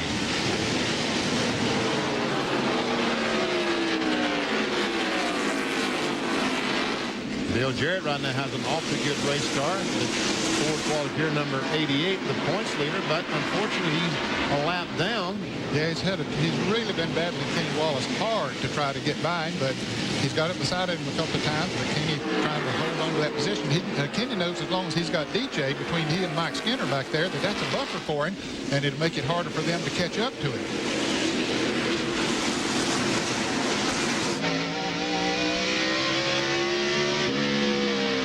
On board with Rusty Wallace.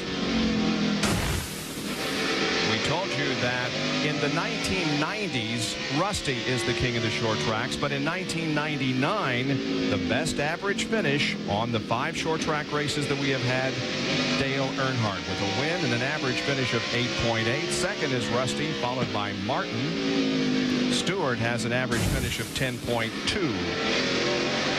But he, of course, ran into trouble early and is back in 41st spot, some 107 laps down. So can Dale Earnhardt continue on for the next 45 laps and win his third race of 1999? Well, we'll be back to answer that question and others when we return.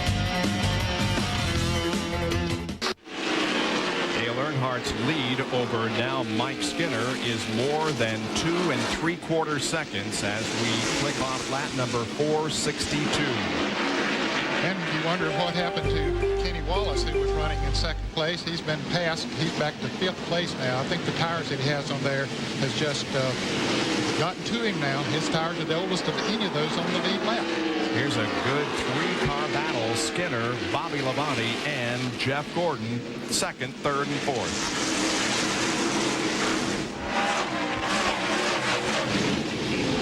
Skinner stopped on lap 406 along with Earnhardt, Kyle Petty, and Jeffrey Bodine. And then the 18 car of Bobby Labonte and Jeff Gordon stopped on lap 419. So the 18 and 24 have the fresher tires, although the 31 only has about 10 more laps than they do.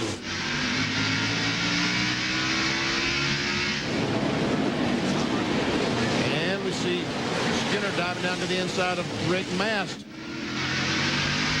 Rick has had a tough day today in that 98 car. He's 9 laps down in 32nd position.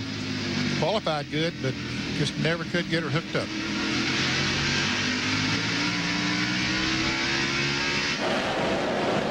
We got 3 cars off the track. Robert Presley, Joe Nemechek, and Rich Bickle, and only 1 car officially listed as out of the race. That's John Andretti, who went from winner in the spring to finishing last in the fall.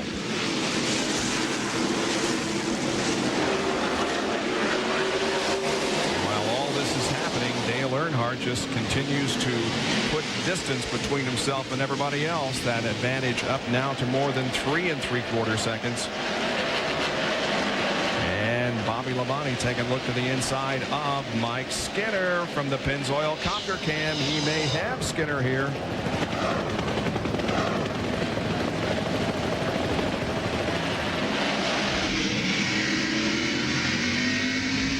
Still hard to get that traction down on the inside when your line is taken away. You can't enter the turn like you normally would if you were running by yourself when you're down on the inside of another car. So Bobby Labonte did fight him at the line, and he'll fight him going into turn 1. And Skinner slipped in between Jeff Gordon and Bobby Labonte. So Jeff Gordon's going to have to work to try to get by the Lowe's Chevrolet.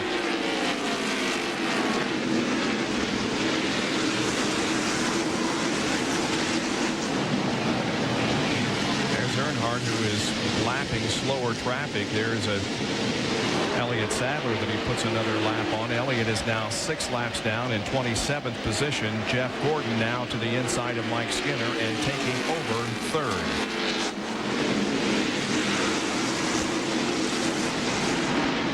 And we can see that Jeff Gordon gets that good traction off the corner. Looks like that's where Skinner is struggling right now, just getting that traction off the corner. Look at their leader, Earnhardt, in a lot of traffic as he goes by Bobby Hamilton. There's Terry Labonte, and I'm sure Bobby Labonte's sure hoping this stuff gets sorted out before he gets there.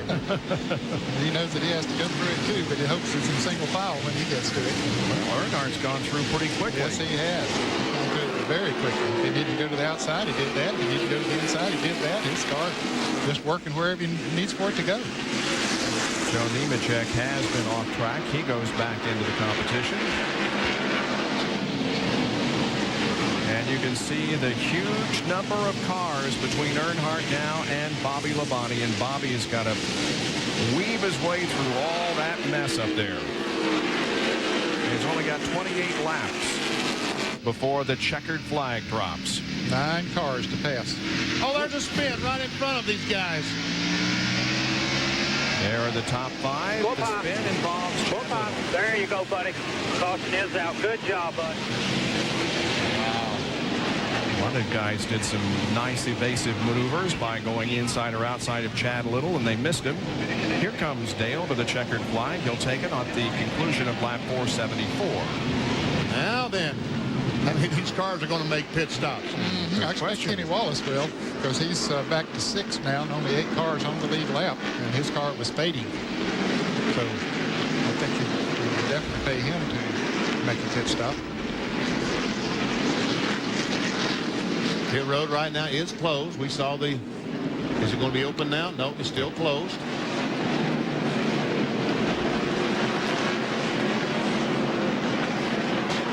Take a look at what happened to Chad Little coming off of corner number 4. Well, he was in that big mess of traffic that we were talking about.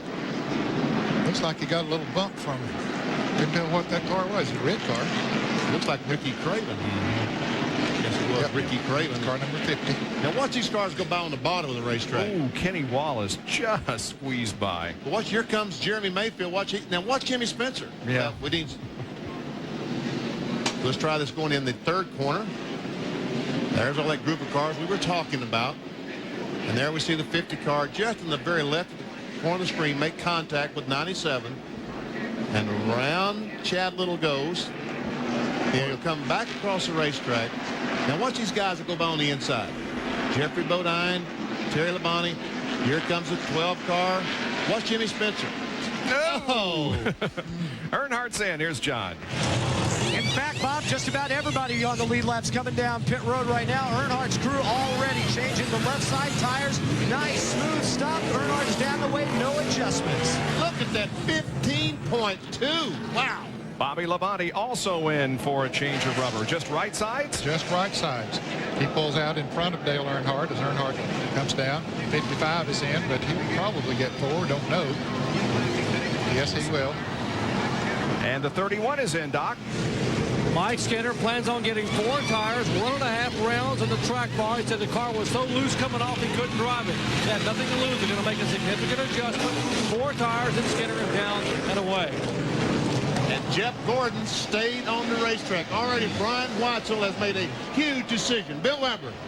And they talked it over, and they basically decided it was too much track position to give up. They wanted the opportunity to get up front. They did it. They think their car is good on the tires they have on there now. They had scuffs on the wall. Even when Earnhardt came down, Jeff made the decision not to follow him down pit road. Will it be the right decision? Dale Jarrett is in for a pit stop now. He was the first car on the lead lap. He made a 15.9 second pit stop. A good pit stop to take on 4 tires. He can get back out to be the first one on the long lead lap, run lap down. So as we go back to green now in a few moments, it'll be Jeff Gordon, Bobby Labonte, Dale Earnhardt, Jeffrey Bodine, and Mike Skinner. And Bobby Labonte dodged a bullet as he drove through the wreck that has caused this most recent caution here at Martinsville when Chad Little got hit by Ricky Craven and spun into the inside wall. We'll resume and have the final laps of the NAPA AutoCare 500 in a moment. There are 20 laps to go. They've been given the signal green next time by, so we should have 19 laps of racing to decide who wins the NAPA AutoCare 500. That's only about 7 minutes of competition, so don't go anywhere. Jeff Gordon is in the lead. Can he win his very first race without Ray Evernham under the direction of Brian Whitesell? That was a gutsy call Brian and Jeff made to stay out there. They have no tires, fresh tires. Bobby Labonte in second has 2. Dale Earnhardt third has 4 fresh tires. Ready. Green flag. Green flag. Gordon gets a huge break when he gets by the lap traffic. He hangs Labonte up on the outside. That'll get him an advantage of about a second or so.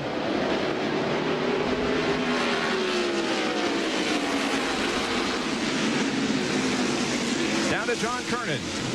Bobby Labonte just radioed in to his crew chief Jimmy Meckar and said the motor's blowing up. The motor's blowing up, so keep an eye on the 18 car. Oh. Well, he has got a jammed up mess behind him because the car won't go that well. Ricky Craven just got by. And Earnhardt dives to the inside and takes over the second spot.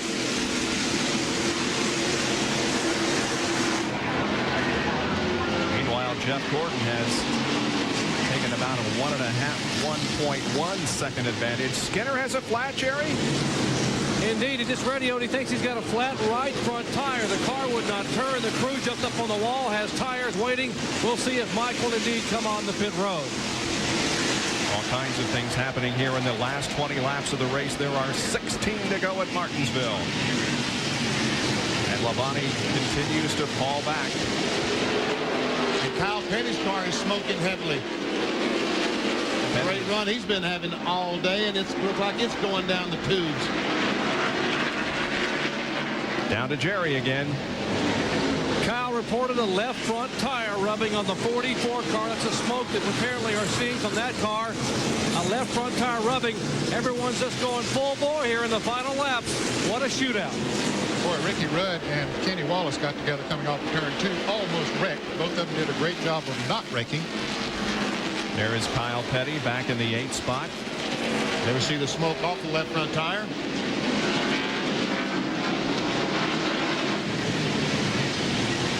Gordon with a 1.16 second advantage last time by. We'll see what it is when he crosses the line this time. It is 1.09. Earnhardt gained a bit. He has Hut Strickland between himself and Jeff Gordon. Now, how quickly is Hut Strickland going to get out of the way? That's going to be the key. Bill Weber. Remember, throughout the day, Jeff Gordon's car has not been good on new tires. That's why they opted not to put any on. So he's on older tires. The longer he runs, the more the car comes to him. He's got 12 laps to see how far it comes to him in this race. Boy, Earnhardt getting anxious. Put a little bit of a bumper to Hut Strickland there. That's the first car a lap down. Now it goes a little higher. Earnhardt will try to dip under him. Checking the intervals. It's still 1.02 seconds. Fastest car among those on the lead lap appear to be Kenny Wallace. But now Dale Earnhardt going to have 10 laps to chase down Jeff Gordon. And there's a distance he's got to go. I believe he can make it, Bob. This is going to be interesting. Oh, he closed her down that time to 83/100ths. 0.2 of a second. Look how consistent Dale Earnhardt has been in the last 4 laps, BP. You see in traffic that 21.1. All the other laps, 20.8. Leading Jeff Gordon about a 10th each and every lap. That time by, the interval stayed the same at 0.8 of a second.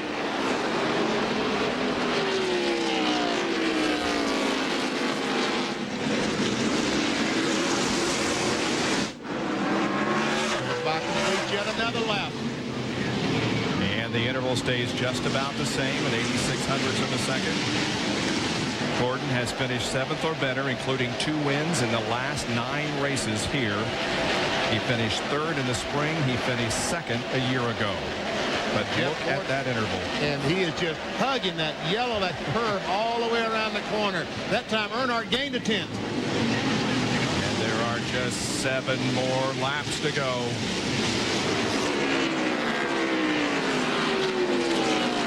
Back on the racetrack, and not a tough break. Earnhardt got that time because he had to pass Chad Little on the outside. That should help Jeff Gordon. It did not. It didn't. Yep. Still knocked a little bit of time off. Whoa, look at this. Just 2 or 3 car lengths now separating Gordon and Earnhardt. Now 5 laps to go in the return. And Dave Marcus, a slower car up there in front of Jeff Gordon. Brian Weitzel in command for the first time in the Jeff Gordon, Rick Hendrick operation. And Earnhardt has to pass Dave Marcus on the outside. That may have slowed him just a little. A half second behind that last time. Come off the corner, going to be 4 laps to go this time. 496 completed. He lost just a little bit. It went from a half second to 0.59. But look at the fans. They're choosing their favorite. Coming down with just 3 laps to go. Gordon and Earnhardt. Jeffrey Bodine, Rusty Wallace, and Kenny Wallace are the top 5. There's Brooke Gordon. And Hut Strickland spins down in turn 2. Oh, will there be a caution? He spun all the way around and is moving. He's headed in the right direction. No caution yet. 2 laps to go. 2 to go for Jeff Gordon. That's too bad for Hus Strickland. He had a great run going. He did. Dale Jarrett just got by him, and Hook went in the turn there and just lost the back end on it. He's moving again now, but he's lost a couple of laps. Car is moving. Here's the white flag for Jeff Gordon. Gordon takes the white, separated by 42/100ths of a second. Just one more lap around this half mile at Martinsville. And Jeff Gordon still maintains the lead as they go halfway down the backstretch. Traffic will not be a factor in this one. Here is Gordon off the corner, but Earnhardt is right behind him. No, it's Jeff Gordon winning the NAPA AutoCare 500 at Martinsville. Ray Evernham's departure did not end the dynasty. We are perhaps seeing the beginning of another reign here as Brian Weitzel leads his driver, Jeff Gordon, to victory in their first togetherness. Bill. Well, you cannot imagine the emotion here in the DuPont pit. Gordon telling them on the radio, I am so proud of you guys. You are awesome. That's Brian Weitzel being hoisted onto the shoulders of his fellow crewmen. High fives for this entire crew. And a dramatic win. And they may carry him all the way to victory lane. Brian, congratulations, a win in your first race as crew chief. How do you feel? I feel great. I am so happy for these guys. This ain't about me. It's about this team. It's about Jeff Gordon, Rick Hendrick. We all stepped up. We got the job done. Ray Evernham taught us well. He is the reason we're here. Ain't no doubt about it. But we are very thankful for what Rick and everyone else has done for us. Unbelievable. We knew we could do it, applied ourselves, and we got it done. Congratulations. Thank you. A gutsy call and a dramatic win for Jeff Gordon. It's his 6th win of 1999, the most of all drivers. 48 wins in his career. It ties him with Herb Thomas for 11th on the all-time win list. He's just one behind 10th place, Rusty Wallace.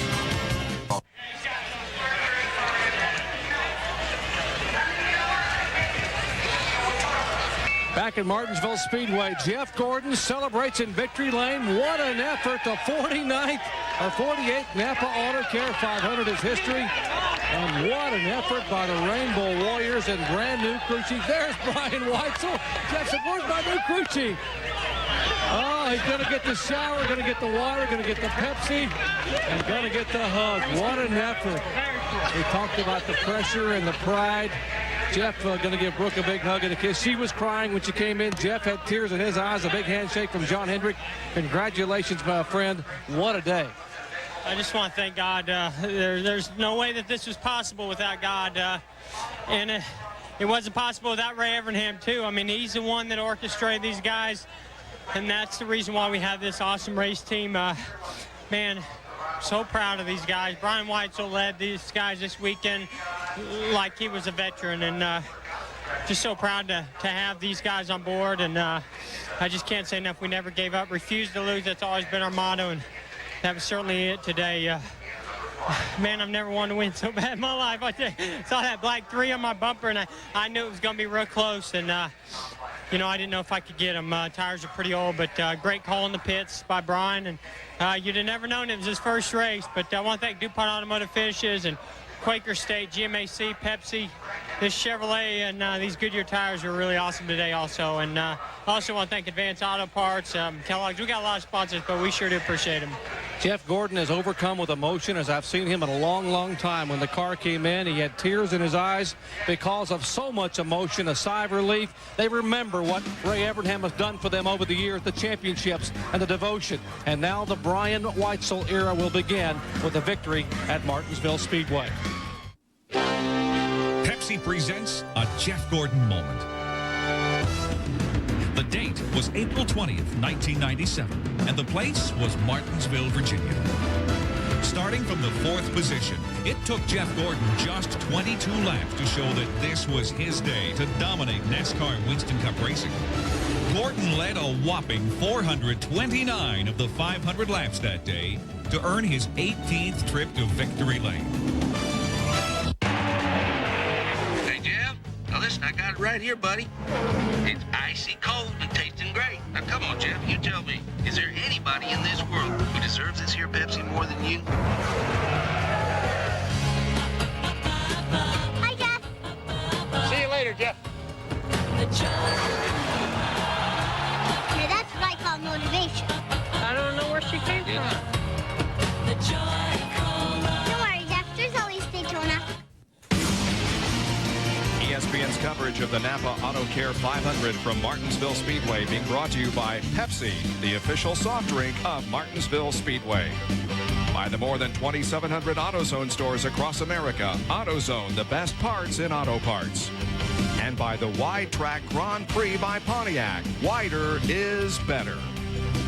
The official margin of victory, 0.2 of a second, Jeff Gordon over Dale Earnhardt. We had a total, as far as leaders are concerned here this afternoon, of 11 different leaders and 17 lead changes, with Mike Skinner leading the most laps. Mike Skinner had a great race car here today. See, Ted Musgrave led the first 3 or 4 laps on the outside, and he'll finish 19th today. You see Mark Martin came home and finished 16th there after having an unscheduled pit stop. Just 2 drivers out of the race when the checkered flag dropped. As far as the points are concerned, it's a 251-point margin now that Dale Jarrett enjoys over Bobby Labonte, who moves into second in the point standing. Let's talk with Dale Earnhardt. Dale Earnhardt, a second-place finish. Not feeling too well, but how do you feel now? Still feel bad. I got to hand it to the guys. They worked awful hard on this car, and Jim Goodrich and Chevrolet run pretty good all day. I got a lap down by pitting too soon, and had to work back from that, got it back, and then we took the lead and raced them a while, and didn't need that last caution, but, you know, the brakes don't always go your way, and I still think it would have been all right, but the 18 car blew up or something, lost a cylinder or something, and holding us up pretty bad there, and then finally got around and we just run out of time to run Gordon down, but we give it our all, and the guys did a great job. I gotta like you say, the engine and everything worked good, and just proves Gordon will win no matter who's crew chiefing, huh? Back upstairs. Well, Dale Earnhardt will be the king of the short tracks overall in 1999 with his second-place finish to Jeff Gordon here this afternoon. We'll wrap it up in a moment. You know, my first racing days were pretty rough. With my wheels set so close together, I was always getting loose in the turns. Now that I'm trading paint with the big boys, wider is better. With speed-sensitive steering, the Wide Track Grand Prix delivers precise control in the corners. No wonder it's been selected official pace car of NASCAR. There's no getting around it. Wider is... The Wide Track Grand Prix. Wider is better. By Pontiac. Brian Weitzel leads Jeff Gordon to victory here at Martinsville. PGA Buick Challenge is coming up next from Martinsville, Virginia. So long, everyone.